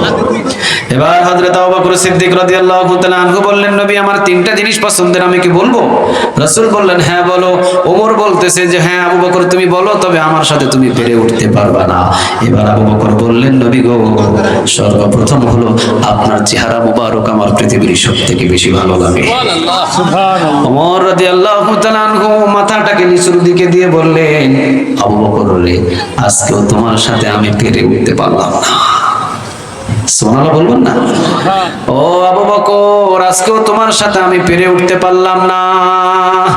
আবু বকর মনে করেছিলাম আজকে তোমার সামনে আমি অনেক কঠোরভাবে, অনেক কঠোরতাভাবে, অনেক শক্তভাবে আমি তোমার চাইতে আজকে জিতে যাব, কিন্তু আজকে আমি পেরে উঠতে পারলাম না। আবু বকর আজকেও তুমি আমার উপরে জিতে গেলা, কারণ নবীর চাইতে পৃথিবীতে সুন্দর চেহারা একজন আরো। কথা বলেন, একজন আর আছে? কথা বলেন, কথা বলেন, আছে আছে একজন আরো। হযরত ইউসুফ আলাইহিস সালামও ছিলেন সুন্দর, আবার আমাদের রাসূলও ছিলেন সুন্দর। আম্মা জান আয়েশা রাদিয়াল্লাহু তাআলা আনহাকে হাদিসের বর্ণনা এসেছে, আম্মা জান আয়েশা রাদিয়াল্লাহু তাআলা আনহার কাছে এসে একজন ইহুদি বললেন, আম্মা জান আয়েশা রাদিয়াল্লাহু তাআলা আনহার কাছে এসে একজন ইহুদি নারীগুলো বললেন, ও আম্মা জান আয়েশা আমাদের রাসূলও নাকি বেশি সুন্দর, তবে আমরা তো শুনেছি আমাদের ইউসুফ আলাইহিস সালাম এত সুন্দর যে ইউসুফ আলাইহিস সালামের সৌন্দর্যের ভিতরে আমরা তো দেখে অবাক হয়ে গিয়েছি। ইউসুফ আলাইহিস সালামের সৌন্দর্যটা কেমন ছিল? ইউসুফরে দেখার পরে ওই সময়ের মিশরের মিশরের নারীরা হাত কাটতে কাটতে, ফল কাটতে কাটতে তারা হাতটাকে কেটে ফেলেছে। আম্মা জান আয়েশা রাদিয়াল্লাহু তাআলা আনহা তিনি বলতেছেন, তাই নাকি? মিশরের নারীরা ইউসুফ আলাইহিস সালাম রে দেখে ফল কাটতে কাটতে হাত কেটে ফেলেছে। ওই নারীগুলো যদি আমার রাসূলকে দেখতো, ফল কাটতে কাটতে, হাত কাটতে কাটতে থেমে থাকতো না, তারা কলিজার ভিতরে পুঁছ লাগাইয়া দিত। সুবহানাল্লাহ। ইউসুফ আলাইহিস সালাম ছিলেন সাদা সুন্দর, আর আমাদের রাসূল ছিলেন লাবণ্য সুন্দর। চিৎকার দিয়ে বলেন আল্লাহু আকবার। আমাদের রাসূলের চেহারা ছিলেন লাবণ্য সুন্দর, মানে এমন সুন্দর দেখলে খাবারের কথা ভুলে যায়। সুবহানাল্লাহ বলবেন না? একজন সাহাবী যখন নামাজ পড়ে মসজিদে নববীতে বসে আছে, রাসূল বলে, কি বাড়িতে যাইবা না? সাহাবী বলেন, নবী গো, বাড়িতে খাবার নাই। রাসূল বলে, তাহলে মসজিদে নববীতে বসে আছো কেন? সাহাবী বলেন, নবী, আপনার চেহারার দিকে তাকালে আমি খাবারের কথা ভুলে যাই। সুবহানাল্লাহ। বাড়িতে গিয়ে বললেন, সুবহানাল্লাহ। আম্মা জান আয়েশা রাদিয়াল্লাহু তাআলা আনহা উনি বলেন, তোমাদের সূর্য দিনের বেলা উঠে আসমানে, আর আমি আম্মা জান আয়েশা রাদিয়াল্লাহু তাআলা আনহার সূর্য রাতের বেলা উঠে আমার ঘরে। আল্লাহু আকবার, আল্লাহু আকবার। আম্মা জান আয়েশা রাদিয়াল্লাহু তাআলা আনহা উনি বলেছেন, রাসূল যখন আমার ঘরের ভিতরে পা দিতেন, পা ঢোকানোর সাথে সাথে আমার ঘর আলোকিত হয়ে যেত, আর আলোকিত হওয়ার সাথে সাথে আমার ঘরের ভিতরে আমি স্বর্ণমুখী সুই দিয়ে সেলাইয়ের কাজ শুরু করে দিতাম। চিৎকার দিয়ে বলেন আল্লাহু আকবার। আপনারা বলেন তো দেখি, আপনাদের এলাকায় হলিউড বলিউডের নায়ক এবং নায়িকাদের সবাইকে যদি এলাকায় নিয়ে আসা হয়, তাহলে কি অন্ধকার রাত আলোকিত হবে? কথা বলেন না, আলোকিত হবে? কিন্তু রাসূল সাল্লাল্লাহু আলাইহি ওয়াসাল্লাম ঘরের ভিতরে পা রাখার সাথে সাথে ঘরটাকে আলোকিত করে দিতেন। তিনি কে? তাহলে আবু বকর সিদ্দিক রাদিয়াল্লাহু তাআলা আনহু উনি বলেছেন, নবী, আমার সবচেয়ে পছন্দের তিনটা জিনিসের ভিতরে একটা আপনার চেহারা মোবারক আমার বড্ড ভালো লাগে। সুবহানাল্লাহ বলেন। ও নবী, দ্বিতীয় নাম্বার আমার চাহিদা হলো, দ্বিতীয় নাম্বার আমার পছন্দ হলো আল্লাহর রাস্তায় আপনার জন্য আর আল্লাহর জন্য সব খরচ করতে আমার বড্ড ভালো লাগে। সুবহানাল্লাহ। আজকে যে আপনারা দান করেছেন, আজকে যে আপনারা দান করেছেন, আজকে যে আপনারা আল্লাহর জন্য, কোরআনের জন্য, মাদ্রাসার জন্য দান করেছেন, আপনারাই বলেন আপনাদেরকেও ভালোবাসেন। একজন আওয়াজ দিয়ে বলেন, তিনি কে? আবু বকর সিদ্দিক রাদিয়াল্লাহু তাআলা আনহু উনি বললেন, নবী, আমার দুই নাম্বার পছন্দ আপনার জন্য এবং আল্লাহর জন্য আমার দান করতে বেশি পছন্দ হয়। চিৎকার দিয়ে বলেন আল্লাহু আকবার। মদিনার ভিতর, মক্কার ভিতরে আবু বকরের 46টা বড় বড় কাপড়ের দোকান ছিল, সব আল্লাহর রাস্তায় দান করে দিয়েছে। সুবহানাল্লাহ বলবেন না? দান করতে করতে করতে করতে আবু বকর সিদ্দিক রাদিয়াল্লাহু তাআলা আনহুর একটা দামি কাপড় ছিল, দামি একটা জামা ছিল, ওই জামাটা মদিনার বাজারে বিক্রি করে দিয়েছে 50 দিরহাম দিয়ে। দামি কাপড় ছিল, কারণ উনি তো কাপড়ের দোকান করেছে, ওনার একটা দামি কাপড় ছিল, ওই কাপড়টা নিয়ে এসে 50 দিরহাম দিয়ে মদিনার বাজারে বিক্রি করে 40 দিরহাম আল্লাহর রাস্তায় দান করেছে। আর 10 দিরহাম দিয়ে চাটাইয়ের চট, যেখানে আমরা আলুর বস্তা বলে, এরকম চট কিনে খেজুরের কাটা দিয়ে সেলাই করে ওই জামাটা তিনি পরিধান করেছে। চিৎকার দিয়ে বলেন আল্লাহু আকবার, আল্লাহু আকবার। এই চটের জামা পরে যেদিন রাসূলের সামনে এসেছে, জিবরিল আলাইহিস সালাম এসেছেন। জিবরিল আলাইহিস সালাম দেখেন জিবরিলের গায়ে চটের জামা। কিসের জামা? জিবরিল আলাইহিস সালামের গায়ে চটের জামা। রাসূল জিজ্ঞাসা করলেন, ভাই জিবরিল, আপনার গায়ের ভিতরে চটের জামা কেন? জিবরিল বললেন, নবী গো, আপনার আবু বকর আজকে যে জামা বিক্রি করে 10 দিরহাম দিয়ে চটের জামা কিনে যখন ব্যবহার করেছে, আবু বকরের সর্বশেষ এই দানটা দেখে আরশ থেকে খুশি হয়ে গেছেন। তিনি কে? আল্লাহ খুশি হয়ে আসমানের ভিতরে ঘোষণা দিয়েছে, যত ফেরেশতা আছে আবু বকরের সাথে মিলিত হয়ে সবাই আজকে চটের জামা পরিধান করো। আল্লাহু আকবার। এখন আপনারা সবাই বলেন তো দেখি, আবু বকর দান করতে পছন্দ করতেন আর আবু বকরকে ভালোবাসতেন, তিনি কে? আরো জোরে বলেন, তিনি কে? আবু বকর সিদ্দিক রাদিয়াল্লাহু তাআলা আনহু তিনি দান করতে করতে ফকির হয়ে গিয়েছিলেন। ওই অবস্থানে আবু বকরকে একজন ইহুদি গালি দিয়েছিল ফকির বলে। কি বলে? কথা বলেন, কি বলে? ফকির বলে। আবু বকরকে গালি দিয়েছিল ফকির বলে। প্রতিদিন আবু বকরকে একজন ইহুদি ফকির বলে গালি দেয়। আবু বকর খুশি হয়ে যায়। এরপরে মসজিদে নববী থেকে বাহির হয়ে আবু বকর নিজের বাড়ির দিকে যেতে এই ইহুদির বাচ্চা বলেছে, আবু বকর তুই নিজেও ফকির, তোর আল্লাহও ফকির। নাউজুবিল্লাহ। আচ্ছা, আমার আল্লাহ কি ফকির? কথা বলেন, আমার আল্লাহ কি ফকির? লাহু মা ফিস সামাওয়াতি ওয়া মা ফিল আরদ। আসমান এবং জমিনের ভিতরে যা আছে সবকিছুর মালিক কে? আল্লাহ। আচ্ছা, সবকিছুর মালিক যদি আল্লাহ হয়, আল্লাহ কি ফকির? অসম্ভব। আবু বকর সিদ্দিক রাদিয়াল্লাহু তাআলা আনহু নরম মানুষ, আল্লাহকে যখন ফকির বলে গালি দিয়েছে ইহুদির কলারটাকে চেপে ধরে দুইটা লাগাইয়া দিছে নাকের উপরে। ইহুদি পিছনের দিকে দৌড় দিয়ে ভেগে রাসূলের দরবারে গিয়ে বলেছেন, ইয়া রাসূলুল্লাহ, আপনার আবু বকর আজকে আমাকে দুইটা অন্যায় করে আমাকে দুইটা ঘুষি দিয়েছে। রাসূল বললেন, কি বলো, আমার আবু বকর তো এমন না, মনে হয় আবু বকর না, ওইটা ওমর হবে, ওইটা ওমর হবে। ইহুদি বলেন, না নবী, ওইটা ওমর নয়, ওইটা হলো আবু বকর। এবার রাসূল দুইজন সাহাবীকে দিয়ে আবু বকরকে ডেকে এনে বলেন, আবু বকর, তুমি নাকি ইহুদিকে দুইটা ঘুষি দিয়েছো? এবার আবু বকর বলে, জি ইয়া রাসূলুল্লাহ, প্রতিদিন সে আমাকে ফকির বলে গালি দেয়, আজকে শুধু আমাকে ফকির বলে গালি দেয় নাই, আজকে সে বলেছে, আবু বকর তুই নিজেও ফকির, তোর আল্লাহও ফকির, নাউজুবিল্লাহ। এই জন্য আমি আবু বকর তাকে ছাড়ি নাই, এই জন্য তাকে দুইটা ঘুষি দিয়েছি। রাসূল বলেন, তাই নাকি? হ্যাঁ ইহুদি, তুমি কেন আবু বকরের আল্লাহকে ফকির বলে গালি দিয়েছো? ইহুদি বলছে, হারামও না, আমি আবু বকর আল্লাহকে ফকির বলে গালি দিই নাই, আমি আবু বকরকেও ফকির বলে গালি দিই নাই। রাসূল এখন পড়ে গেলেন বিপদে। আবু বকর, তুমি বলেছো সে তোমাকে ফকির বলে, তোমার আল্লাহকে ফকির বলে গালি দিয়েছে, তুমি এই জন্য তাকে দুইটা ঘুষি দিয়েছো, কিন্তু সে তো বলছে তোমার আল্লাহকে সে ফকির বলে গালি দেয় নাই। এখন তুমি যে তাকে ঘুষি দিয়েছো, প্রমাণ পেয়ে গেছি, সে যে তোমার আল্লাহকে ফকির বলে গালি দিয়েছে, এটার সাক্ষী হাজির করো। সাক্ষী হাজির না করতে পারলে হাতের বদলে হাত, কানের বদলে কান, ঠোঁটের বদলে ঠোঁট, নাকের বদলে নাক, মাথার বদলে মাথা। আমার বিচারের ফয়সালা হলো দুইটা ঘুষি তুমিও খাইবা। এখন আবু বকর বলতেছেন, নবী, সে যখন আমাকে ফকির বলে গালি দিয়েছে, আমার আল্লাহকে ফকির বলে গালি দিয়েছে, নবী গো, ওই সময় কিন্তু কখনো কোনো সময় কোনো সাক্ষী আমার কাছে ছিল না। রাসূল বলছেন, সাক্ষী হাজির করতে পারবে না? কয় না। তাহলে রেডি হও, এই ইহুদি যাও, আবু বকর যেহেতু তোমাকে দুইটা ঘুষি দিয়েছে, তো সে হিসাবে আবু বকর যখন সাক্ষী দিতে পারছে না, তখন তুমি আবু বকরকেও দুইটা ঘুষি দাও। সমস্ত সাহাবীরা অবাক হয়ে গেছে। ইহুদি ঘুষি নিয়ে আবু বকরকে মুখের উপরে দুইটা ঘুষি মারবেন। সূরা আলে ইমরানের 181 নম্বর আয়াত পাঠিয়ে দিয়েছেন। তিনি কে? আল্লাহু আকবার। আবু বকর সিদ্দিক রাদিয়াল্লাহু তাআলা আনহু, তিনি দান করতে করতে আল্লাহর জন্য ফকির হয়েছেন। আবু বকরকে ফকির বলেও গালি দিয়েছেন, আবু বকরের আল্লাহকেও ফকির বলে গালি দিয়েছেন, কিন্তু আবু বকর সাক্ষী হাজির করতে পারছেন না। এই জন্য দুইটা ঘুষি আবু বকরকে খেতে হবে। এই সাথে সাথে সাক্ষী স্বরূপ আয়াতটারে নাজিল করে দিয়েছেন। তিনি কে? আল্লাহ রাব্বুল আলামিন নাজিল করলেন, লাকাদ সামিআল্লাহু কাওলাল্লাযীনা ক্বালু ইন্নাল্লাহা ফাকীর। ও নবী, আপনি কোন ইহুদিকে আমার আবু বকরের গালে থাপ্পড় দেওয়ার জন্য পাঠিয়েছেন? নবী গো, আবু বকরের পক্ষে সাক্ষী পৃথিবীর কেউ হতে হবে না, আমি আল্লাহ নিজে আবু বকরের পক্ষে সাক্ষ্য হয়ে গেলাম। ও নবী, আমি আবু বকরের পক্ষে সাক্ষ্য হয়ে গেলাম। এই ইহুদি আবু বকরকে শুধু ফকির বলে গালি দেয় নাই, আমি আল্লাহকেও ফকির বলে গালি দিয়েছি। আপনারা বলেন, আবু বকর যে আল্লাহর জন্য দান করতে করতে ফকির হয়েছে, আবু বকরকে ভালোবেসে আয়াত নাজিল করেছেন, তিনি কে? আরো জোরে আওয়াজ দিয়ে বলেন, তিনি কে? 3 নম্বর আবু বকর সিদ্দিক রাদিয়াল্লাহু তাআলা আনহু, তিনি বলেছেন, নবী, আমার মেয়ে যেন আপনার ঘরে থাকে, এটা আমার বড় পছন্দ। ও নবী, আমার মেয়ে যাতে আপনার স্ত্রী হয়, এটা আমার পছন্দ। সাথে সাথে জিবরিল, আল্লাহ রাব্বুল আলামিন পাঠায় দিলেন নবীর সাথে। নবীর কাছে এসে জিবরিল আলাইহিস সালাম একটা ফটো দেখালেন এইভাবে, ইয়া রাসূলুল্লাহ, এটা কি দেখছেন, পছন্দ হয়? রাসূল বলেন, হ্যাঁ পছন্দ তো হয়। এটা কে?